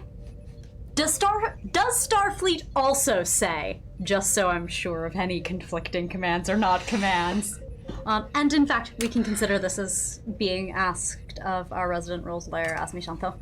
Asmi would have an answer for this. Asmi would know precisely the regulations of our relative obligations to distress calls versus entering restricted space of our allies. Okay. Because they're allies, they are not... She has interstellar law as a focus. She does. So I'm going to roll Insight Command. I assume like some computers command might help her Yep. too, yes? With Yeah. Go ahead and make the roll. And you can roll for it. Yeah. Or are you doing one for your character? She's going to No, assist. this is all her. Just. Crit! That's what you did it. So difficulty was 2. Yep, that's What'd a you 2 get? from Ross right there. And she got 1. So, All right. So you we're all the basically way- it'll give us some obtain informations if we want. you do a slight swivel in the center chair and look at her, and she says, "In all honesty, Captain, this is a place where interstellar law gets a little gray. If the emergency is significant, if you're looking for a reason to go, Captain, we can have a reason to go." Who here did a particularly annoying academy test? Friend, Yes, let's Captain. go someplace we shouldn't in order to answer a distress call. Setting It's course. deja vu all over again. Chief Tech to the bridge. Yeah. I'm detecting a course change, Captain. Was this authorized? Yes, I've authorized a course change. We're responding to a distress call on a Klingon moon. Oh, is that all? Oh, okay. Yes, not Full too- power to shields then? We're not at a yellow alert just yet, Chief. Okay. Tech out. I like to have these bioscans up and ready, so the second we are close enough, Okay. we can actually All right. run those. Vren diverts course to the Okara system, responding to a distress signal that is mysteriously being sent from one of their moons. It's a little early, but this is actually a great place to pause for our break. Our break is in about 3 minutes, so we might as well We're just on go time. ahead. Actually, perfect timing. Remember my watch Or is we fast. could That's right. see Watch is a little fast. how much trouble we can get into in 3 minutes. No. I'm kidding. So, USS Ross diverts from her course to the Shackleton Expanse to enter and respond to a distress call in a restricted system in Klingon space. Don't go anywhere. We will be back in just a moment from our break. Welcome back, everybody. We are underway as the USS Ross has detected a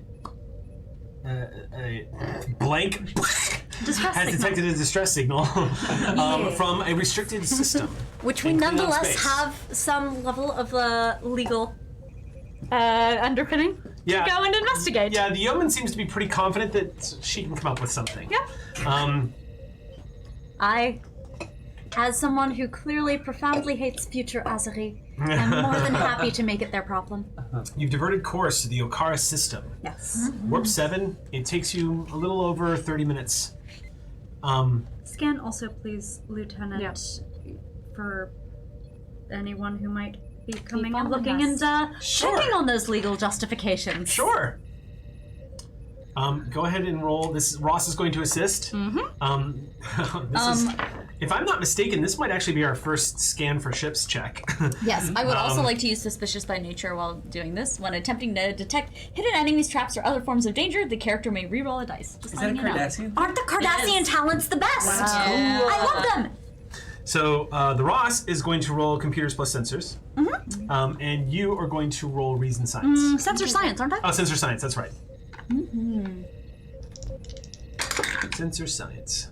The difficulty here, it's going to be scaling. I'm going to start at the highest. Difficulty is 3. Tell me what you get. 1, 2, 3. So I got 3 successes. Okay. And that's one from Ross. Nice. So So a total of 4, which we can use for an obtain information because we're topped out. Please. Yep. All right. So would you like to use obtain information? Yes. Well, let's Okay. find out what we find. In there. So the Ross is not detecting any Klingon ships in the immediate area, not within sensors range.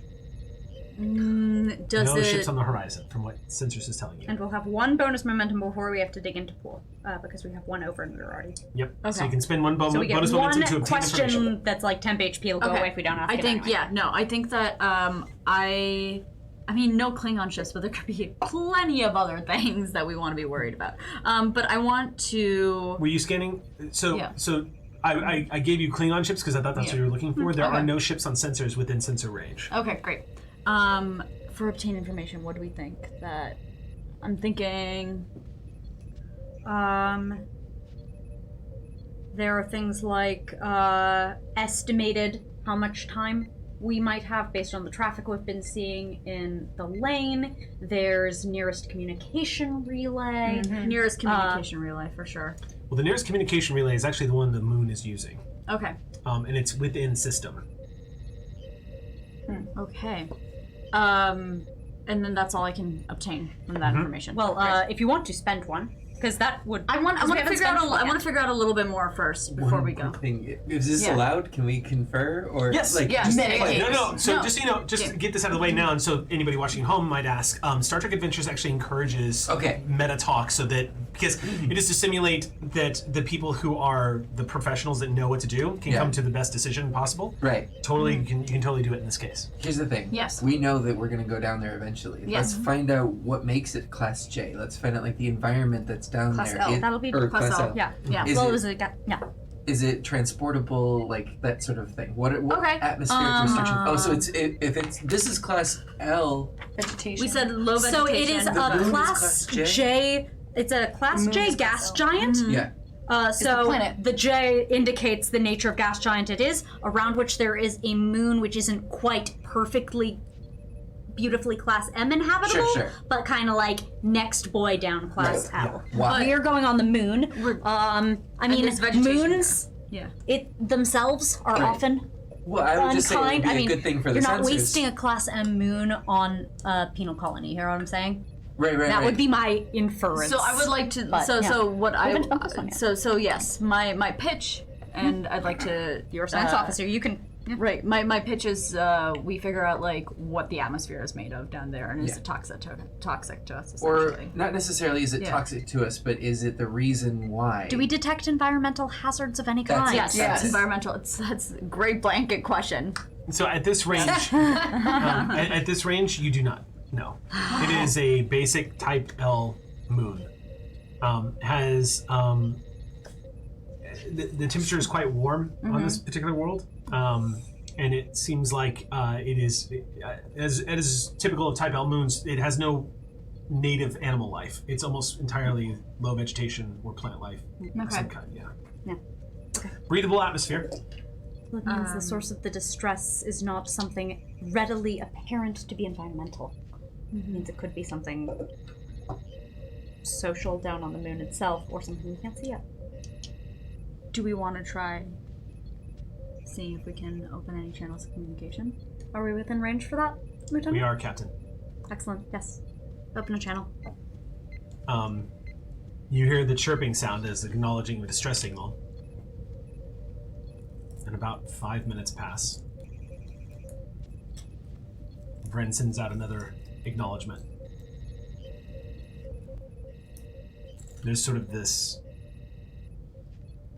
gentle hum of the bridge ambience as everyone's kind of waiting. Can we ping the comms buffer on that relay and see how long it's been sending the distress signal? Doing that now, Captain. Thank you. Oh, I'm getting response. And brings it up on the screen. Appearing on screen, you see a very large, very older Klingon coming into view and sitting down at what looks like a desk. This Klingon probably looks like he's in his golden years. Grayed beard, dark skin, lines, crow's feet on his eyes. You see some braiding taking place as long as some sort of ceremonial jewelry decorating his mustache as it kind of hangs low. Long, thick mane of gray hair. Some of it's kind of, frizzing out in different directions. And you can also see from his attire, confirming that this is probably a pretty warm world because he's not wearing the typical things you see. Older Klingons usually adorn themselves. This Klingon, no sleeves, just a thick vest, leather vest going across along with a bandolier. Doesn't really, looks like lots of accolades across the bandolier, which would denote that he is or was somebody of some notoriety within the Klingon Defense Force. Presumably warrior class. Yeah. And he situates himself down in front of the view screen and just says, one moment. And then he looks and says, Federation? Out here? We're responding to your distress signal.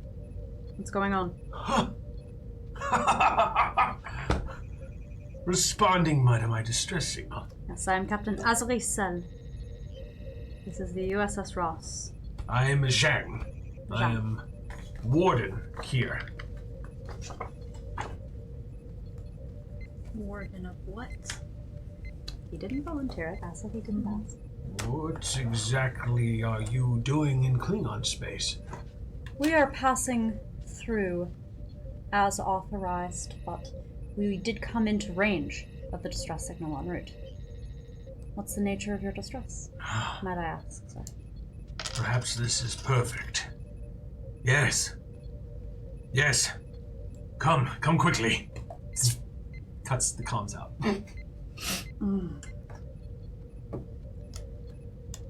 Do we think we can trust him?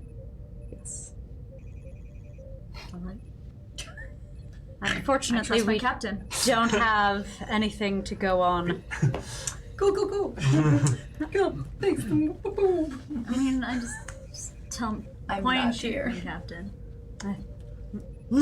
Sometimes you make that call. Yes. Yes, I do. Now entering Yes, I the Okara operate as system, I do. Captain. You hear Vryn say. Excellent.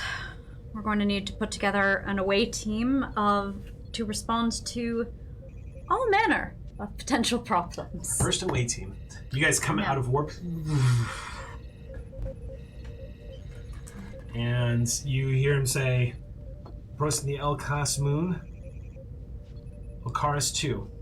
Brings it up on the visuals, and you see this beautiful marbled blue and gold gas giant that casts this sort of ghostly ambient glow around it, and orbiting that huge giant that is essentially twice the size of Jupiter. So this thing is, yes, Jody, massive. You see a very small moon, about the size of Earth's moon. This little speck kind of crossing across the view screen, magnifies all the way in, and you see what looks like a habitable Class L world. From here, you can scan to your heart's content now that you're this close in range, Great. which is protocol. I scan to my heart's content. All right, so go ahead and make your roll. Yeah. 200 years later, we depart. At last contented. Go ahead and make your roll. Do you want to ping for cautious because you have cautious signs? Yes, but I was also thinking about using to focus. You can do both. Yeah.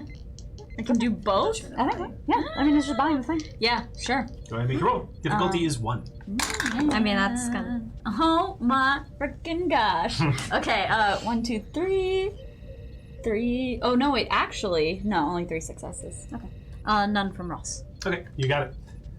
So you have 2 left over to ask, right? Because the difficulty was 1. We're topped at momentum. Yep. Did you spend a momentum? I spent a momentum earlier, but not right now. Okay. Yes. So you have 2 extra questions. On top Yeah. of Yeah. So, specific to the world, this L-class moon definitely is filled with vegetation.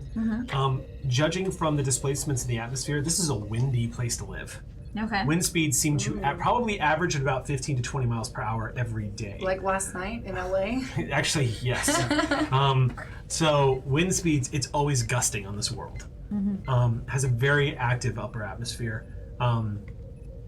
Temperatures average at about 35 degrees Celsius, so it's hot. Yeah, love it. As a Cardassian, she loves that.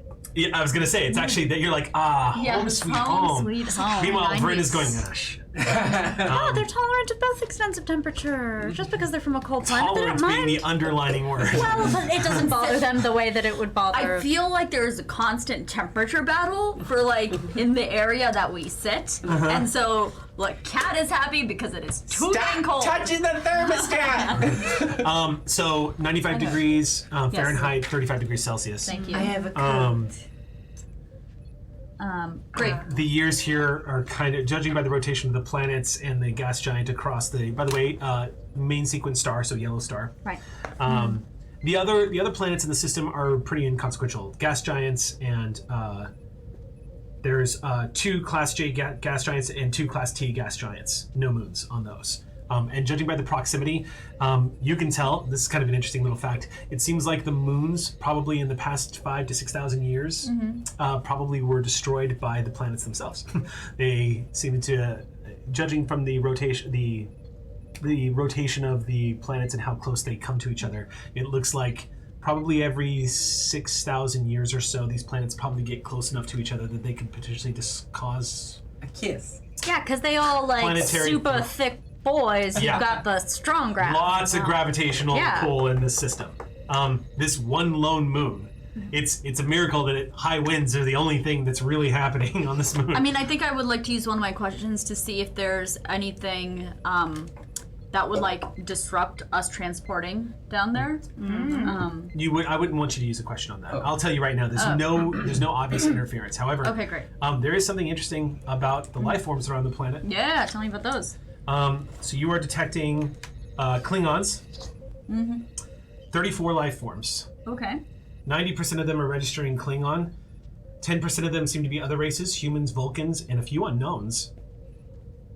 And about 90% of the life down there is being flagged by the computer. Whoa. Flagged for what specifically? The moment you see the alert come up and tap it on the LCAR system, it essentially is Borg technology detected. No. Callisto, thank you for your. Wait. Have a good night, y'all. Wait, no, we need you! We need our captain in agreement. No, more than ever! Sam literally jumped in Phoenix and was going out the door. Yeah. Oh my god. Well then. Vren sees what you're seeing and goes, Don't say a word, Bren. Captain? I think you might want to come take a look at this.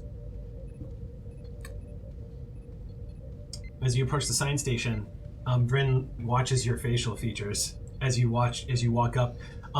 These life forms are registering Borg tech.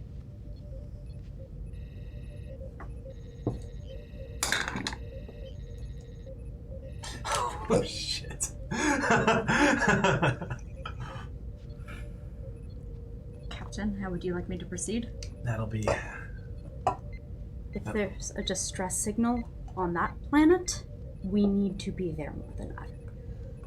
We need anybody with technical expertise on this matter. We're going to need medical staff and engineering staff at minimum.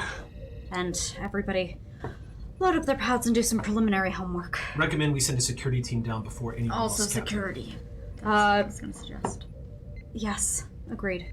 Prawl nods, gets on and says, security team to the bridge. And a few moments later, Ox crew assembles on the bridge right behind security team, their security chief. All right.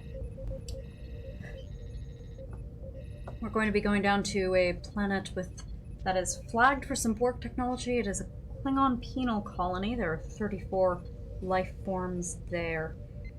To their credit, they keep their composure and listen to you. Fortunately, we've already been in communication with the purported warden of the facility, who is not Borg. So we've got that going for us. But I would very much like to know exactly what is going on that is distressing this planet and cease it immediately. So we're going to send you in first to clear perimeter for our support team to beam down. Understood? Understood, Captain. Excellent. Let's be about it.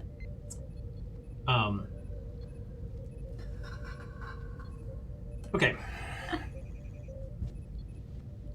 You laugh when you're stressed, don't you, Lieutenant? Oh, I do. I do. So who's on this away team? The security team. Exio, obviously, is assembling as well. Who else is going down? I'm going down. Okay. I would like to visit some if there's people injured. Sick. I have, in That's the fact, captain's constructed call. excuses for player characters to go. Yes, I have right. done this thing. Everyone assembles in transporter room 1. I'm called. I didn't know. Everybody assembles in transporter room 1. Captain, you in transporter room 1 to see your team away. Exio steps up onto the pad and just says, "We'll be fine." Wait, Sing, do you have the kit for me? And I'll motion over to him. And says, "Yes, as requested." Hurry, Hands you hurry. the kit. Oh, okay. You sure? Me? You sure me? Okay, yes, of course. Is there anyone better qualified, Chief? Qualified for, okay. I'm good. You've got this. Okay. Be safe, Commander. Always. And she gives you a smile that is either born of confidence or naivety. She has never encountered the Borg. She has full access and knowledge of who and what they are. She also doesn't have to worry about being assimilated. But she does kind of have this... She does? That's why I'm telling her to be safe. Oh, I see. But her form does not have the same threat of being assimilated. She has a different threat that is equally of concern to me. She doesn't seem to be processing it to the point the GM is trying to get it across. So she smiles, and after a few moments, the transporter chief just begins to beam everybody away. You watch as this blue curtain of energy crosses in front of your path, and you see the very just sort of like stoic and focused look of your captain vanish from your vision as the transporter room of the USS Ross gives way. And as this curtain begins to part again and you hear that high hum of the energy, as it begins to part, you begin to immediately start to feel a temperature as you materialize on the surface of this world. And as this curtain parts in front of you and the transporter, that chime begins to clear your ears, you are all standing in the middle, looks like late afternoon, and are immediately buffeted by winds. Just... And the constant loud hushed whispers of plant life swaying in these breezes, just and in front of you, you see the unmistakable look of a colony. Looks like shelters. They don't look makeshift, they look pretty well constructed. And you see figures moving about in this little like area just outside the outskirts of this settlement.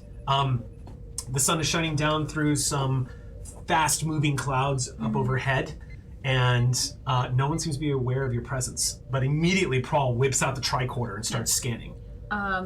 The cat would also like to whip out her tricorder and scan the plant life that we're standing on. So don't even bother rolling, but the plant life, essentially what you're getting is it is indigenous to this world. Most of it has not been cataloged before, but it all seems to be... Which is very exciting for her. Yeah, you're like, ooh, new species. You're kind of like scanning it around. Plants. A lot of these... immediately the tricorder is telling you that a lot of the species of the plants here have a lot in common with other species that you have encountered in the past, which is very typical. You discovered through space exploration. A lot of these you've never encountered before personally, but are native to the Beta Quadrant, according to some of the scans that have been brought back over time. Great. You're also detecting 34 life forms in the settlement up ahead, and once again being flagged for Borg technology. How is that technology actually dispersed? You're not sure. Okay. Just that the sensors are detecting the presence of Borg tech. And that could be anything from nanites to actual Borg. Oh, no, thank you. Chief Tech, so we don't seem to be getting... Are you okay? Oh, and so he's strapped the kit like onto his back, and it has a data pad in the other hand, and is like hastily looking things up and not having a great time. Prawl has his phaser out, and it's resting on his arm. Yeah. Sorry, he's on way. He turns to the two security officers and he says, just to be safe, set your phasers to rotating modulation. 3 shots at best. If you need to get into hand-to-hand combat, don't do it alone. And we'll be there to drag you out if you get hit. Everybody understand? And the 2 security officers nod and says, the rest of you, stay behind us, Commander. And Exio says, agreed. Agreed. And with that, Prawl begins to move forward. Back up on the bridge, Vren says, "They've successfully transported down to the settlement, Captain. They're about 30 meters away from the outskirt. Everyone seems to be fine. I'm not detecting any other surprises." Good. Keep an open channel with them. If anything happens to them, I want to know about it immediately. I don't complain about Orwell being wrapped around my leg. Okay. Orwell's on the bridge wrapped around your leg? Yes. Extremely. You guys move into the settlement. Prawl is doing his best to move cautiously, but because this is not an infiltration mission or an attack, he's not sneaking. So as y'all move in, what you see as you get closer to the settlement, as the vegetation begins to become a little more sparse, whipping around, the wind becomes starts kicking up less of the plant life around you, and is starting to kick up what you can see just small little wisps of dust all across the ground. Through the greenery, you see in these hovels, moving about these structures, you're hearing conversation and people calling out to each other. What you witness is something rather miraculous. You see Klingons and a few non-Klingon species, as was indicated on the sensors, moving about, and some of them are, if you didn't know any better, they're Borg. You see them moving around and having conversations with each other. You see there's a few Klingons with implants. You can see the telltale signs of tubes coming out the sides of heads, but it looks like they're engaging in conversation. There's a few of them that aren't implanted at all, having conversations. None of them look like they're wearing Klingon military uniforms. You do see a human and a Vulcan talking to a Klingon by what looks like a well. Judging from like your engineering expertise, it looks like it's some place where the community gathers for water. A water cooler. But you also see a lot of technology around here. You also see there are some towers, some power towers that basically generate a lot of the energy for this little colony here. Does it look like they're of Klingon construction? Yes. Okay.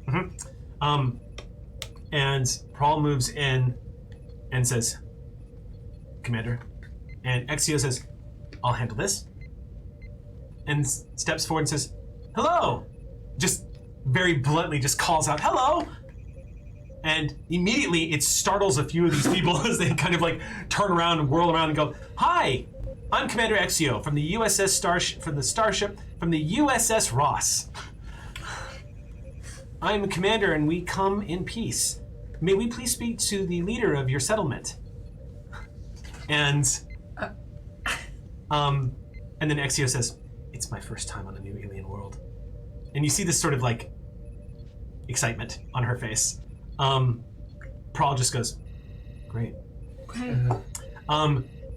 They look at each other for a moment, and then the Klingon with this huge apparatus for an arm comes walking up and stops about 5 meters away, just kind of, "You're from a Federation starship?" You can hear slight voice modulation from the tech in his body. And she says, "Yes, we received a distress call. Are you in distress? We're here to help." And this assimilated Klingon just says, "Follow me. I'll take you to our leader." And she turns and looks at all of you and says, "See? Yes. Captain, this is Commander Exio. We've made contact with the colony. It would appear to be a bunch of, well, for lack of a better way of saying it, Captain, liberated members of the collective. Most of them look Klingon." That is the best possible outcome of finding Borg technology on sensors. Thank you for the update. Please keep me posted. You see Ambassador Majanil goes, also exhales next to you. A few moments later, you're all led through the village, and sure enough, you see a bunch of people starting to gather and watch you all as you're walking through here. Most of these people are Klingon, and you can tell the one thing they have in common: they all look like they were at one point part of the collective. Some of them look incredibly pale. You can still see some of the sort of the veiny lattice work of tech running through their veins underneath the surface of their skin, and they all look at you curiously. They also, Doctor, they also don't look like they're in great shape. as you're kind of looking around, you've read medical files of people who have been pulled from the collective after assimilation. It's very rare. Yes. But you also know that there are certain demands that some people who are pulled from assimilation require. One of them being sometimes they have to continuously regenerate. That doesn't, for some people who have been integrated to the collective too long, that's something that simply can't be changed. At least not at the present day technology. If you didn't know any better, just from looking around, without having to roll, I'll tell you, some of them look a little emaciated. They look a little malnourished. I was just gonna say, I'm sure that you can't have much nutrition, like sources of nutrition up here. You see this door go slides open, and you come into this darkened room where you see sitting at the desk a very familiar looking Klingon that you saw when you were on the bridge. Commander Exio steps forward, and this Klingon says, Zhang, there are people from the Federation here. And Zhang swivels in his chair. This Klingon probably weighs close to about 300 pounds. Big, like, thick Klingon. Stands up, rising to a height of about 6 feet. Again, in Klingon years, the best way to describe him is probably in his 70s. Okay. Older Klingon. He stands up and goes, you can go. I'll let you know how this goes. And the Klingon nods to him and steps out. Just come in. Get out of the wind. Okay. I'll step in. And Exio just goes, what is going on here? Yes, if anyone's in distress, we want to attend to them immediately. That would be the colony. My name is Zhang. I am what the Klingon Empire would call the warden. But what this really is a refuge.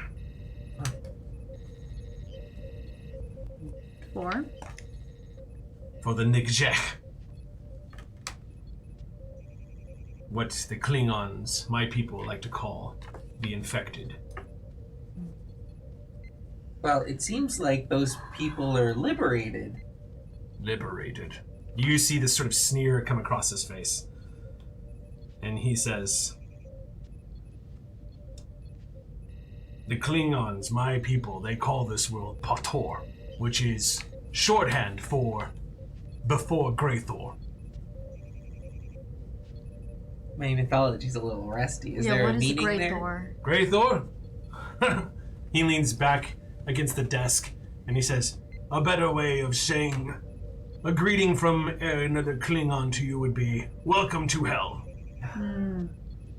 Or to the place you go before you die and go to hell. Purgatory. And that has negative connotations, correct?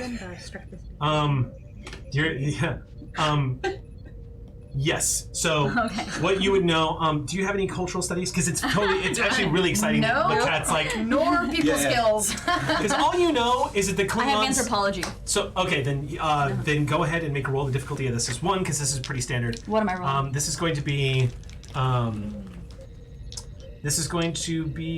I would say, an insight. I would say this is probably I would say science. Okay. Sure, this would be anthropology. So make a reason science check. Oof, 1 success. Okay, that's all you need. Yeah. Greythor. Oh, actually, yeah, 2 successes, sorry. Klingon myth of the afterlife is divided into 2 places, much like a lot of Earth's religions. Okay, great. In this particular case, Stovolkor is where the honored dead go. It is Valhalla, essentially. Great. Could you tell we wrote a song about it?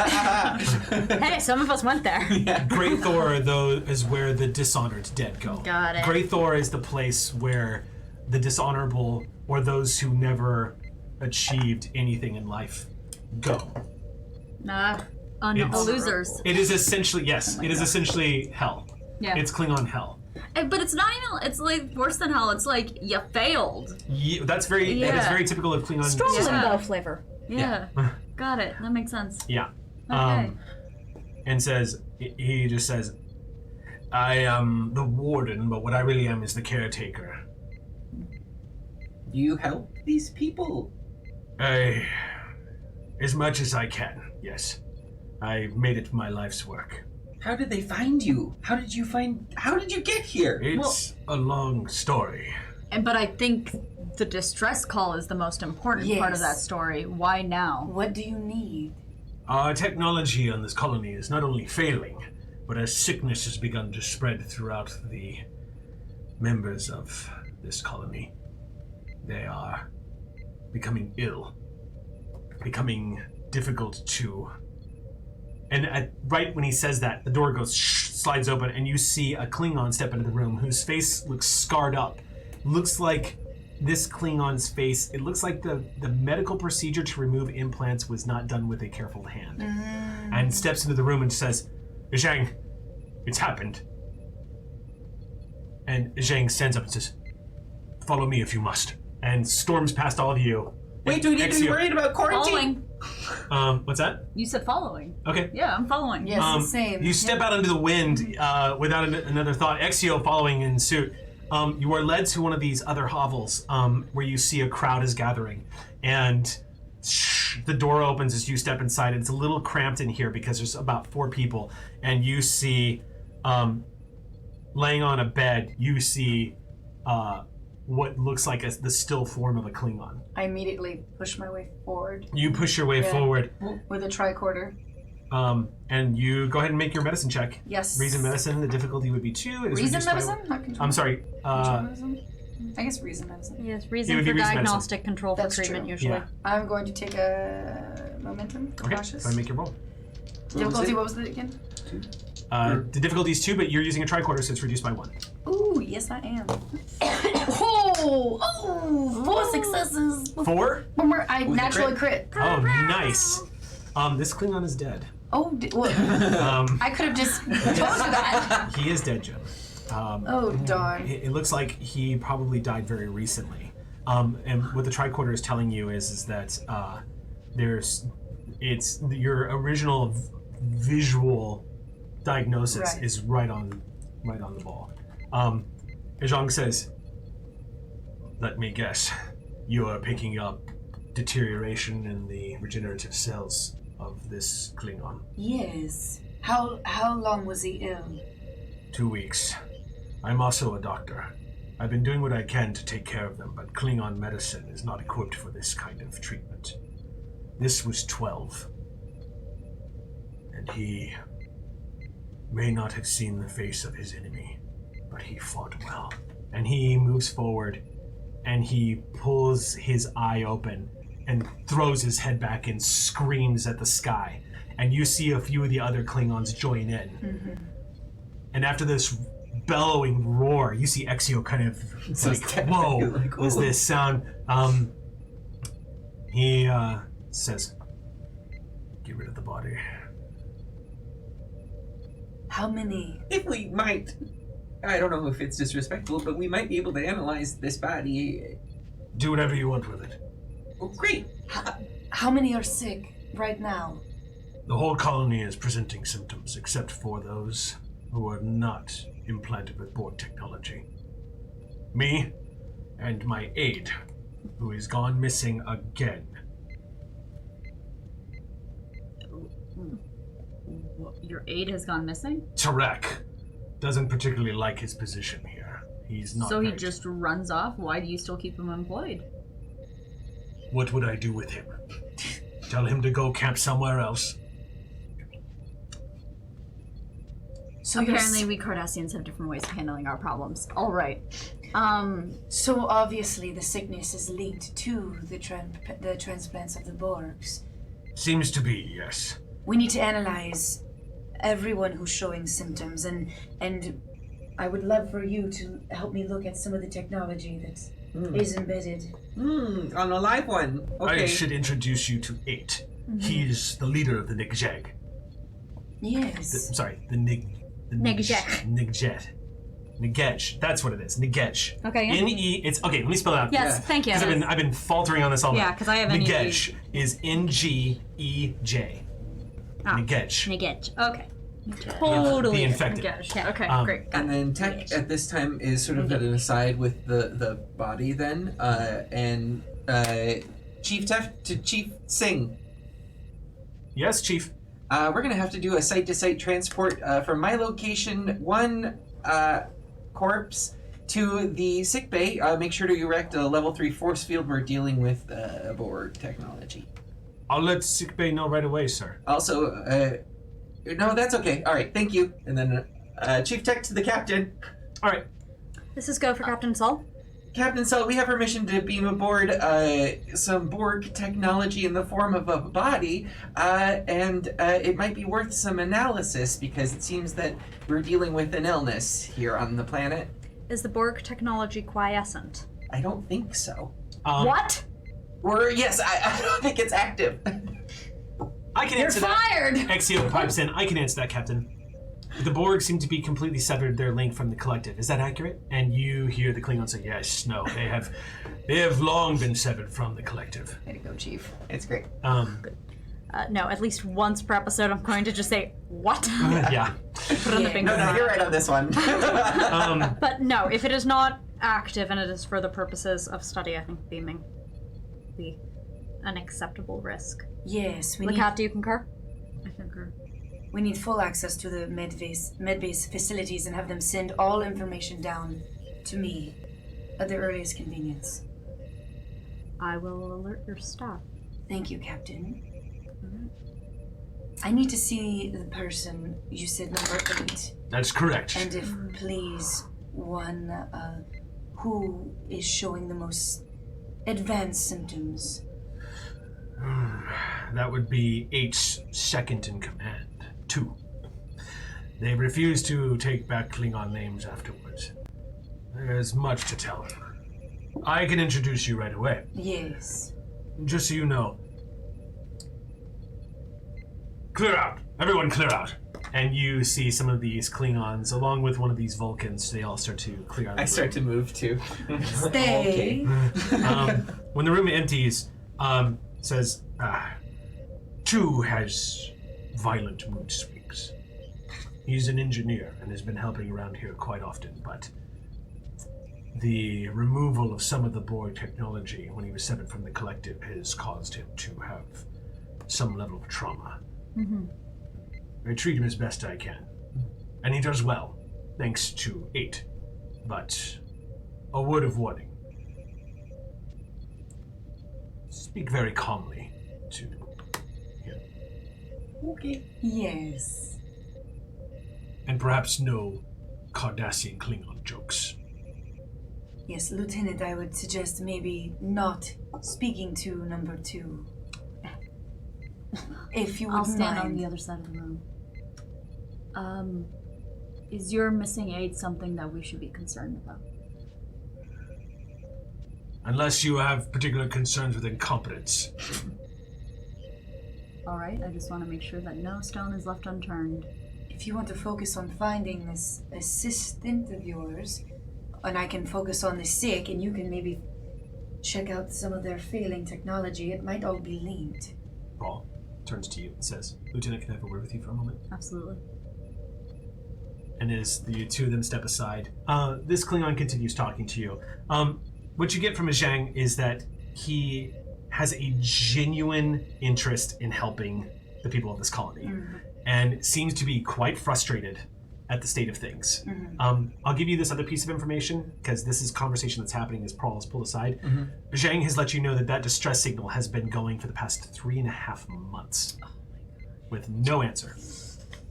And that the original population of this colony was 61. Oh my gosh. Okay. It is now 34. Good news is there's no longer any moral high ground for any ships that are trying to come up on us. Oh yeah. Was the signal, did the signal begin when, like, the deaths began, or did they, like... You'll have to ask that. Okay, great. Fair. Paul pulls you aside and just says, Lieutenant, I hope you don't mind me being very blunt with you about this. Honestly, I would prefer some bluntness. The truth of the matter is your Cardassian suspicion comes in a lot of good in situations like this. And so I want your advice, if you're willing to give it. Your superior officer, this guy high-ranking, leans in and says, No, he just asked, did he just ask me to play the role of security? no, Okay. he leans in and just says, you seem to have an instinct about this. Second, I'm just curious. What's sparking your suspicion, and should I do something about it? I mean, I don't think that it would have come up in conversation unless there was something to be worried about. And quite frankly, I'm just suspicious of everything that, you know. That's what I'm saying. And so I think that we should investigate this. I would greatly appreciate your help. You've got sharp eyes. I was a sniper for 4 years. I believe that. All right.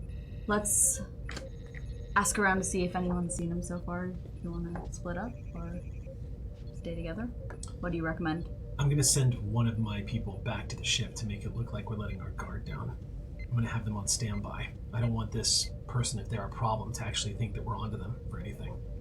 And if he ends up becoming a problem, then he gets stunned, and we have a chat.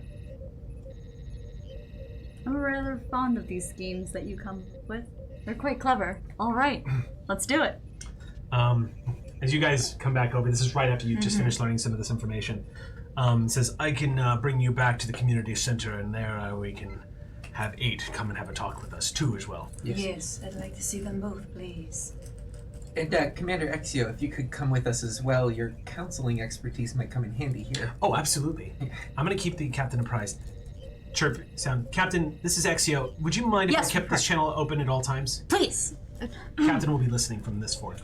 At this point, a few people on the bridge have started feeling a little edgy.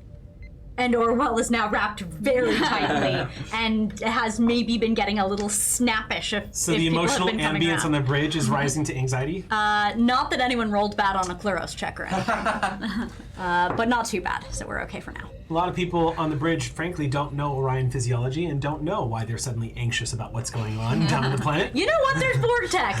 Maybe they just Maybe it's Borg tech. like look. Maybe it's They're Maybelline. I think anytime anyone tries to like come close to you or like snaps at them, Orwell's just being a bit snappy. Yes. And it's equally, if a captain is in a bad mood, no one is in a good mood. That's true. yeah.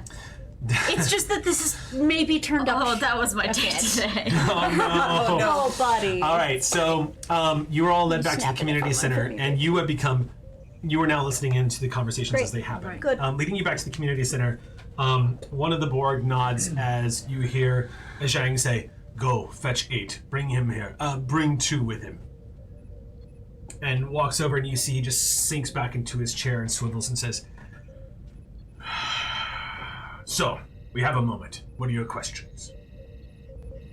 Do you think that you said that this was starting to happen months ago, yes? Months ago. Do you think that the failing technology has anything to do with the sickness that's linked? It's possible. But the truth is I don't know how much you know about Klingon medicine, Doctor. But I will just, without any sense of pride, tell you it is not up to Federation standard. Klingon medicine is lacking, and always has been. My culture is more content to let their patients die as a result of battle. Klingons are more prone to refusing things like prosthetics, considering them to be abhorrent and unnatural. Yes. The darkness of the Klingon mind and the onset of stupidity of the warrior caste can sometimes drive someone to rage. And as a doctor in the Klingon Empire, I am prone to these rages. However, here, the people are cared for as best we can. But because I am subjected to the limitations of the technology that has been given to me, and the fact that the Empire would prefer to forget about this place altogether and leave us all to rot here, forgotten for all time, my resources have been stretched thin. And with no requests to come and help, the Negej, as we are called, are left to die. That is why we are considered to be a waiting room for Greythor. Once we get to the bottom of this sickness, we will talk to our captain, see what resources we could maybe help you with. I would be personally grateful for that. No one deserves to die the way they are dying here. Well, I can agree with you on that one, but just one quick thing. I just need to get the timeline straight in my own head. Don't need to go too much into the backstory or anything like that, but... Speak! Okay, this was a prison planet, right? Were the Borg people here before, or were they here after, or did they become Borg people on the prison planet? How did they get here? He stares at you for a long moment and says, "Are you finished?" I think so. This was never a prison planet. Oh. The Klingon Empire designated it a penal colony. And then they restricted it so everyone would stay away from us. I found us this place because the Empire would not give me anything else to take care of them. How did these people come into your care in the first place? Are they prisoners of war? No. Though the Klingon Empire views them as prisoners. That is barbaric. Careful, Doctor. There's differences in our cultures. We should acknowledge this. In the Klingon warrior caste, being taken prisoner is a great dishonor. And what are the Borg if not that which take the most prisoners? Strip you of everything that you are, and turn you into the enemy. There is no greater fear of Klingon. It strikes fear into the heart of even the bravest warriors. And so, the Klingon Empire views our world as a place where the disgraced go and wait their place in Greythor.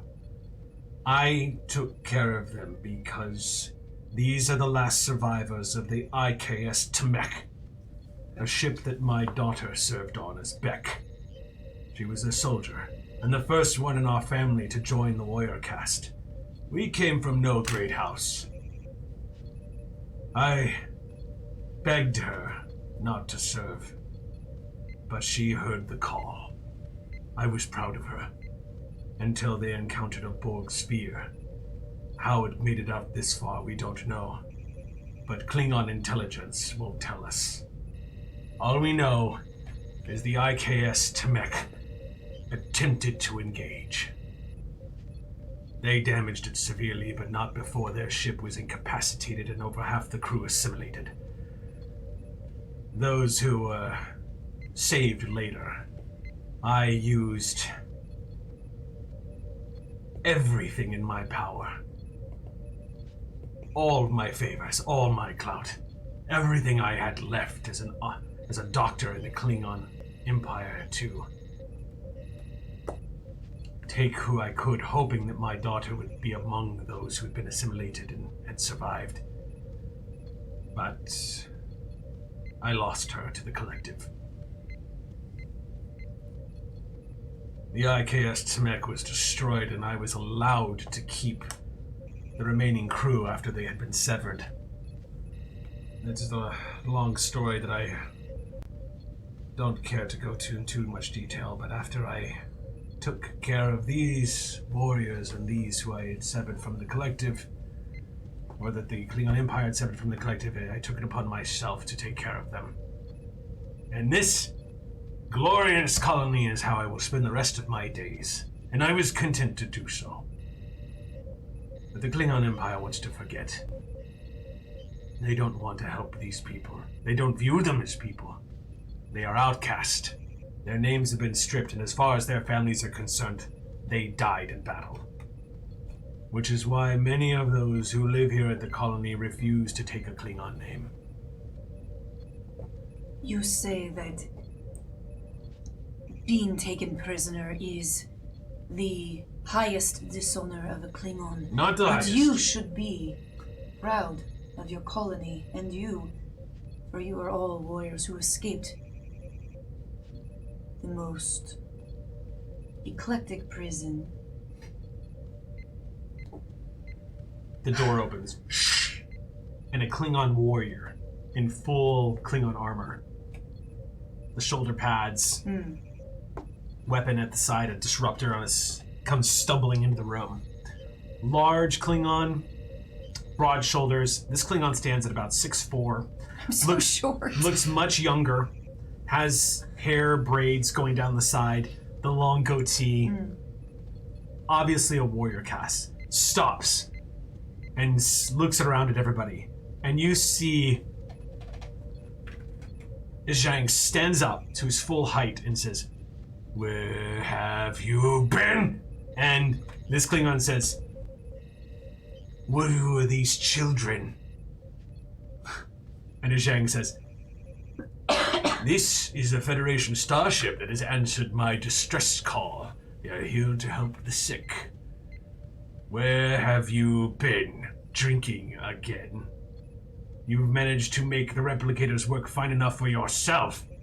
And Tarek says, "Yes, I have. Well, seems like everything is under control here." And with that, rather abruptly, turns and walks out. The door closes. And Zhang sinks back into his seat and says, "He is an officer of the Klingon Defense Force. I have no authority over him. Wasn't he your aide? Designated to be my aide. But what he really is here to make sure that these, as he would call them, creatures, live out the rest of their lives and never make it off-world. This place is quarantined because of the Borg technology. He is the warden here, not I." Okay, but I get your connection with everything.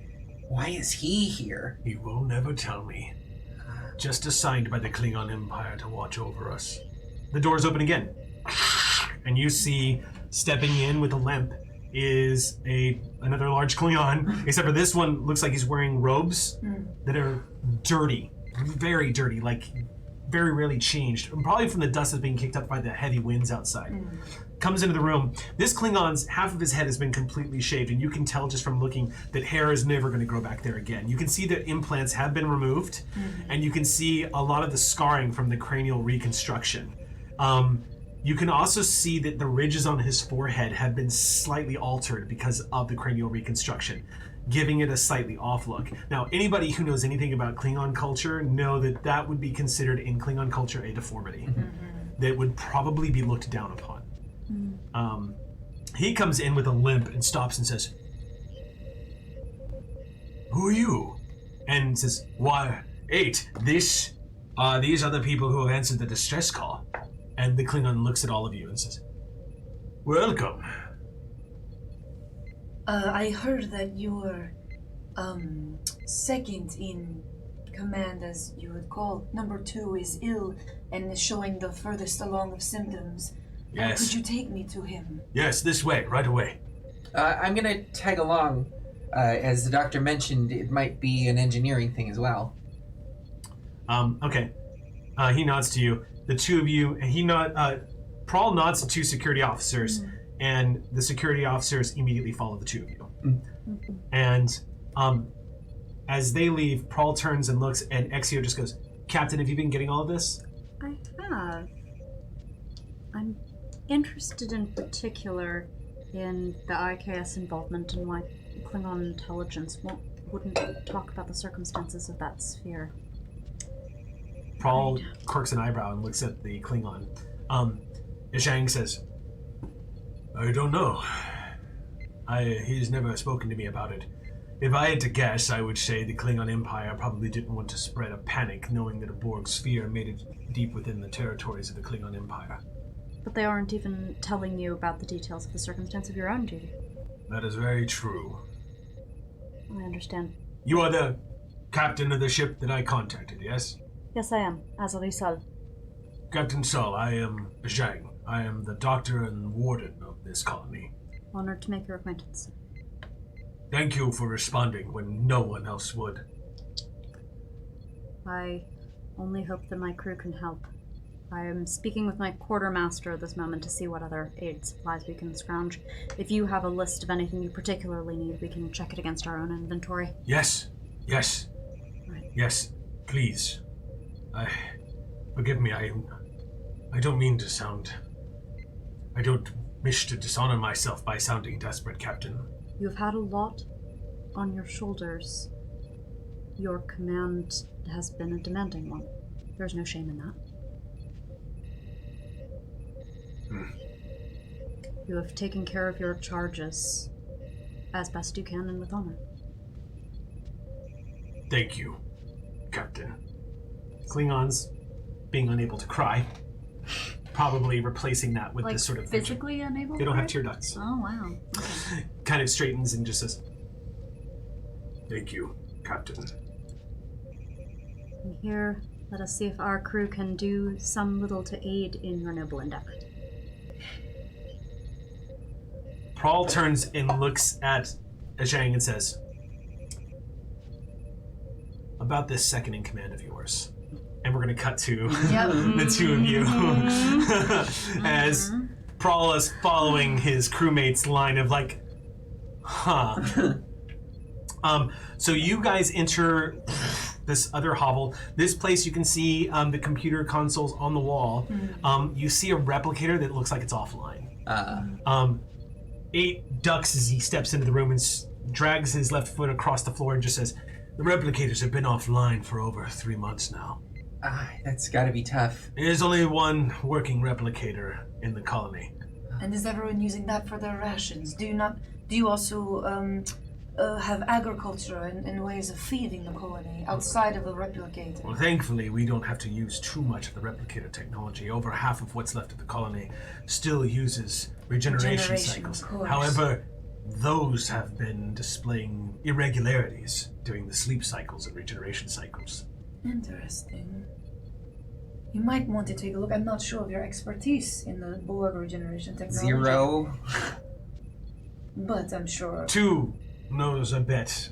He was an engineer before he was assimilated, and he knows quite a bit about Borg technology. Wonderful. I would like to first. 2, by the way, is laying on a bed. This bed it looks like the bed that you might find in a Klingon warship, which means it is a slab of metal with no pillows or anything, and he's just curled up on it. This Klingon looks like most of his head has been shaved. It looks like you can see patches where hair has tried to grow back and he has shaved it off again. But this Klingon's skin it's almost bleached white. It's so pale from the effects of assimilation, which is remarkably rare, particularly because that's usually apparent in Klingons who are only recently free from the collective. But as you are approaching, you can see that this Klingon's physiology has not completely taken back to its original form. In fact, judging from the looks of it, Doctor, as you move up, you can see from the infections that have formed around some of the implants that this Klingon is in rough shape. Yes. Go ahead and make your medical scan. I will. Can I assist? Yes, you can assist. There's technology. There here. is. Yes. Let me think. I'm gonna boost this tricorder. Okay. Yep. I'm gonna enhance. Okay, I'm gonna use mine's not a medical tricorder. Right. I'm gonna enhance the field. You're with scanning mine. the technology, Yeah. the Borg technology. Technobabble that, basically? Yeah. Sure. I'm enhancing the Ostrometic gear modulator. This is essentially like Jordy and Crusher working together on data. Yeah. Basically, Yes. you're using your engineering technology to scan the engineering aspects of this Borg Right. technology. And I'm And you're assuming using xenobiology and infectious diseases would come into play here. in my Yes, focuses. definitely. Anybody taking for cautious? I did. Difficulty Plus of this is going to be 3. 3. Okay, and I'm going to spend 2 points of threat to raise the complication range by 2 Hey, buddy, why you do this? because I haven't spent threat this entire game. I know. So 18 or higher is going to be a complication. you said it was. Oh, I guess. Difficulty is 3. Okay. Can I add? I'm just gonna add a little bit of flavor to mine. I'm looking specifically for a technological virus. Okay. As opposed to a Any kind of medical irregular virus. So, but at this point, the Federation has quite a bit of knowledge about how Borg technology is working. Right. So I'll allow that for sure. Go ahead and. And make what your am I roll. rolling? Control medicine? No, this is a scan, medicine. so it's reason medicine. And that would be the reason engineering, maybe. Yes, reason engineering would be you're scanning the tech. Difficulty is 3. Okay. That is 3 from me. 1 from me. And that 4 kicks in. successes. 4 successes total. Bank that 1 momentum. The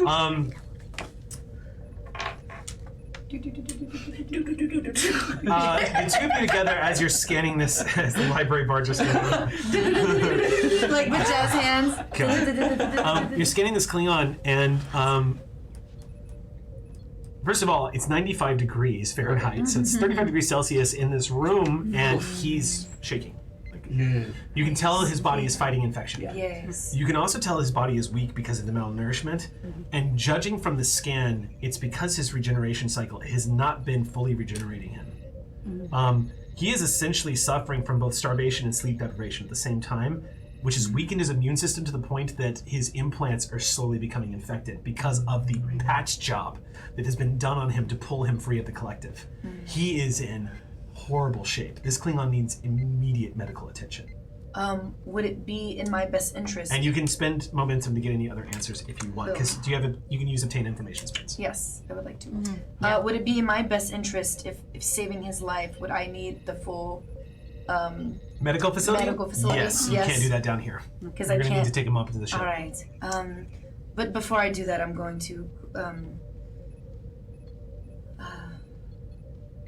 I feel like the root of this sickness is with the regeneration technology. I don't feel like any of these people are able to heal themselves without the proper regeneration. Do you want to do, since we've made the roll, do you want to do any obtain information checks? Yes. You could ask. Because this is part of your Oh, diagnosis. what is his scan? Well, I just assisted you. His skin Oh, helps that's right. bank you momentum. So now you can spend momentum So, if you want to do obtain information. Is If this you're not sure what to ask, you can ask the crew. disease technology based? Well, you're not or- sure it's a disease. Oh, that's right. You're just aware that there's an infection on the implants Yeah, that's right. begun together. But obviously other people are suffering it, so it's some kind of sickness that everyone's suffering. So There's something a is cause linked out. There seems with to the be Borg there seems to be a common cause. Right. In that the botched removal just left their immune systems weak. Right. Possibly. Do I suspect foul play of something to where if something is targeting the implants and targeting their Borg technology to where it's making them sick? Like How would you phrase that as a question? And so I would say, Like- burn your momentum for the Okay. obtain information. What are you trying? What is specifically? Because that's pretty broad question. Right. So specifically, what are you asking? would this? So with my knowledge of Are you asking? Has anything been deliberately done? with my knowledge of diseases and their xenobiology and everything, would I suspect that this sickness is caused by something outside of what naturally could happen? It's hard to tell. That's a hard. I hear what you're I'm asking. trying to. Yeah, I'm trying I to hear word what you're it. asking.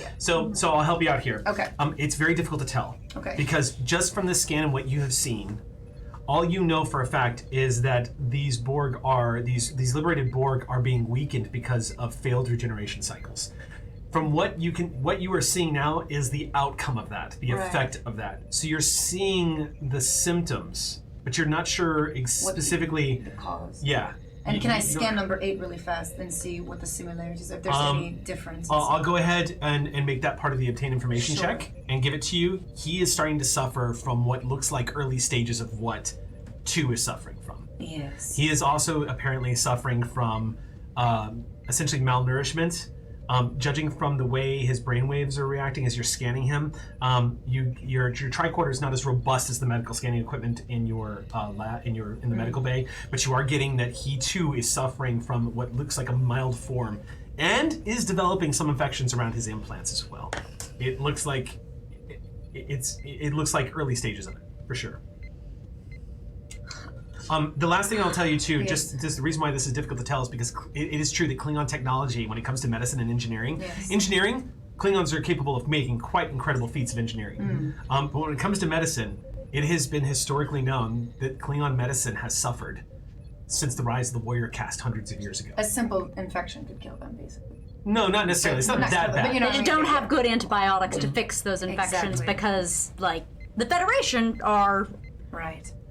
consider themselves to be the best in the medical field. They kind of are. The Federation medical technology is par none. Like it's really advanced. It's where they put a lot of their emphasis. Klingons put all of their budget in making warships and killing things. Essentially, Yes. was the thrust of the KDF because the warrior caste has taken Kill them control. fast enough, you don't get hurt. Yes, Right. You don't get sick. You don't need But doctors. Klingon medicine. I'm just giving you this last piece Yes. of information. Klingon medicine will protect. I mean, Klingons will Yes. inoculate themselves. They can protect themselves against radiation. They can protect themselves Yes. against colds. That kind of stuff. Yes. But the deeper you go into Klingon medicine, the less you're going to see the advances that you see in the Federation medicine field.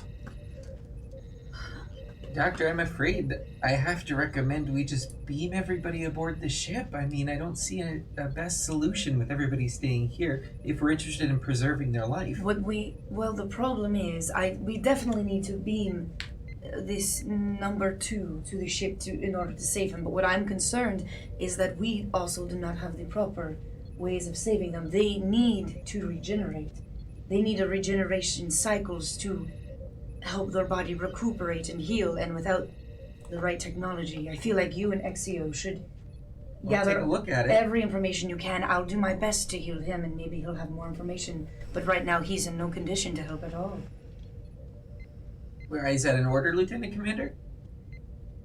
It's not an order, it's a recommendation that you look at the regeneration technology. I can't, right now we don't have the Aye, means. sir. Aye, sir. Yes. And I'm just gonna be like, Captain, This is Captain Sol. permission to beam a sick patient aboard my medical facility. It's the only way of saving him. Is the patient stable for beaming? Your medical scan would reveal that, yes, stable for beaming. Yes, but not for much longer. Critical condition. All right. Alert Chief Singh. Send him through. Thank you, Captain. Chief Singh is going to beam you directly to sick bay. I won't have you roll. Thank you. You're out of a crisis situation, so it'll just be a site to site. The battle disease. Yeah. So, yeah. Are you beaming in? You're beaming into sick bay with him, right? Immediately into Yeah. sick bay, and I'm Okay. gonna immediately start. Where are you going? Are you beaming into sick bay as well? No, I'm going to Checking check out out. the regenerators Okay, cool. with Exio. Exio's not there. Exio's Oh, back okay. at the community center, but Gotcha. 8's with you, Oh, I and thought- so is the security officer. that's right. Okay. So 8 says, "I'll show you where our regeneration takes place. Okay. Are you all right?" No, but go ahead. He clasps his hand on your shoulder and just says, "Thank you for coming. You're welcome. You'll be fine." He pats you on the shoulder. "Just follow me," and moves out of the hovel. You guys cross the compound. It is a circular compound, essentially. The community center, obviously being the largest of the building, it's towards the end of the compound, but it follows a very basic setup. You move into one of the larger buildings, which looks like kind of just the second largest building in the community, and you see people coming in and going. As you walk in, you see an incredible sight. You see a lot of the rescued Borg are here, including the Vulcan that you saw earlier, who stands up upon sight, literally helping one of the other Borg up off the ground. Looks like somebody fell over and is having trouble picking themselves up. I see. And as he's helping them up, sees you, what you see is pretty astonishing. You see enough regeneration stations to accommodate a colony of probably 60 or so rescued Borg. You see 3 that are active. 3. Yeah. Mm. And the others look like they're completely offline. Okay. I'll go over to one of the active ones immediately. That's what I'm drawn to. Okay, you rush over to it. The Vulcan, as you rush over to it, you are jerked violently around as the strength of this agitated Vulcan grabs you by your shoulder and pulls you around and faces you. You see these pale, almost iridescent green Where's eyes the security officer? rushing in Okay. and says, "Don't touch that, who are you?" And the security officer immediately steps in, and one steps in and goes, wait. He's here to help. Yeah. Calm down, Knight. Calm What a grip, huh? down. You see this Vulcan's jaw clenching and says, "Help." And the Klingon says, "Yes, they're here to help. Stand back and give them space. Don't make these officers have to stun you." And the Vulcan says, "Help." And he takes a step back. You can see in his eyes a sort of desperation. And he says, "Forgive him. He's not well either. We'll make sure you're not harassed while you're working." Thank you. Before you leave me to it, can you describe why there are only 3 working? Did they just fail on their own, or was it overuse, or?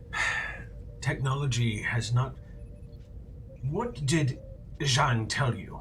He just said that this was a penal colony that was marked by the Klingons, but in The actuality... Klingons, our government was supposed to send us supplies to help upkeep the tech here.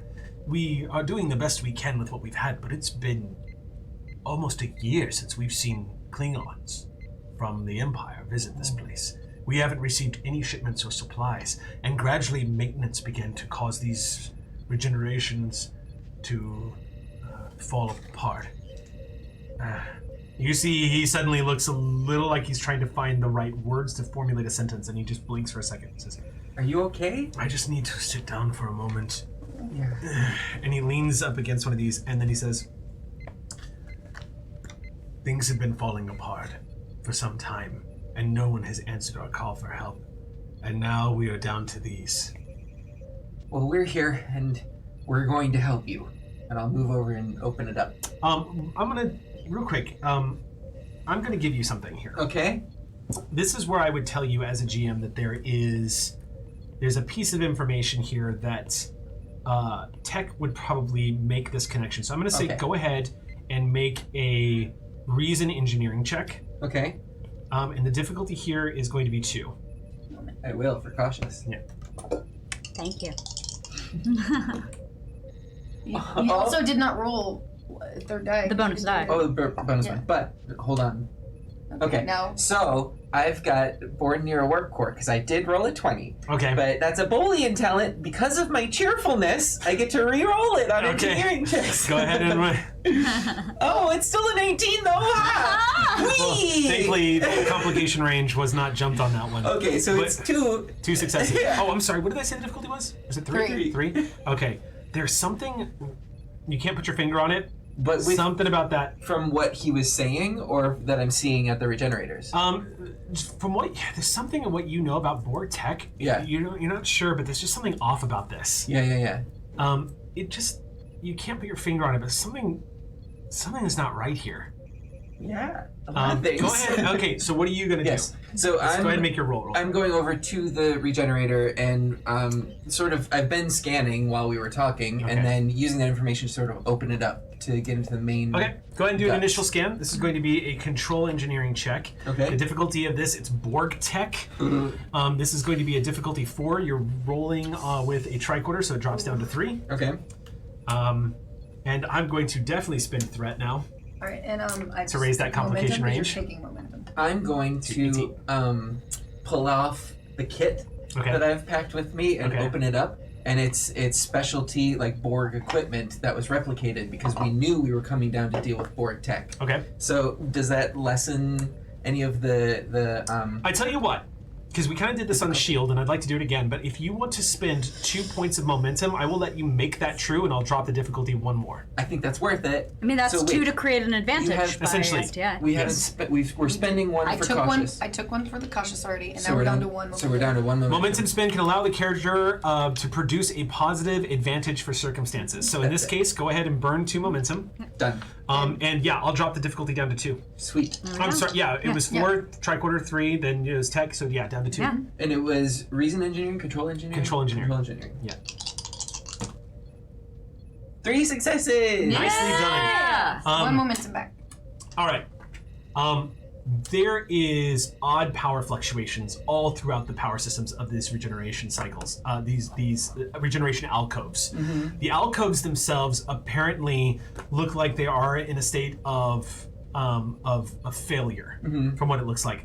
But these power fluctuations are definitely odd and unusual. The other thing you get from these power fluctuations is that it is going to take a full-on engineering team to help you with this and to get it not only a diagnosis but to repair these things. Is the energy the power fluctuation, is that coming from the machine itself, or is Yes, it coming from it's the coming source of the power? It seems to be in? coming from the alcove itself. Okay. So apparently the alcoves are malfunctioning. You're not entirely sure what it is, but of the 3 functioning alcoves that are still operating, you are detecting some odd energy signatures coming out of it.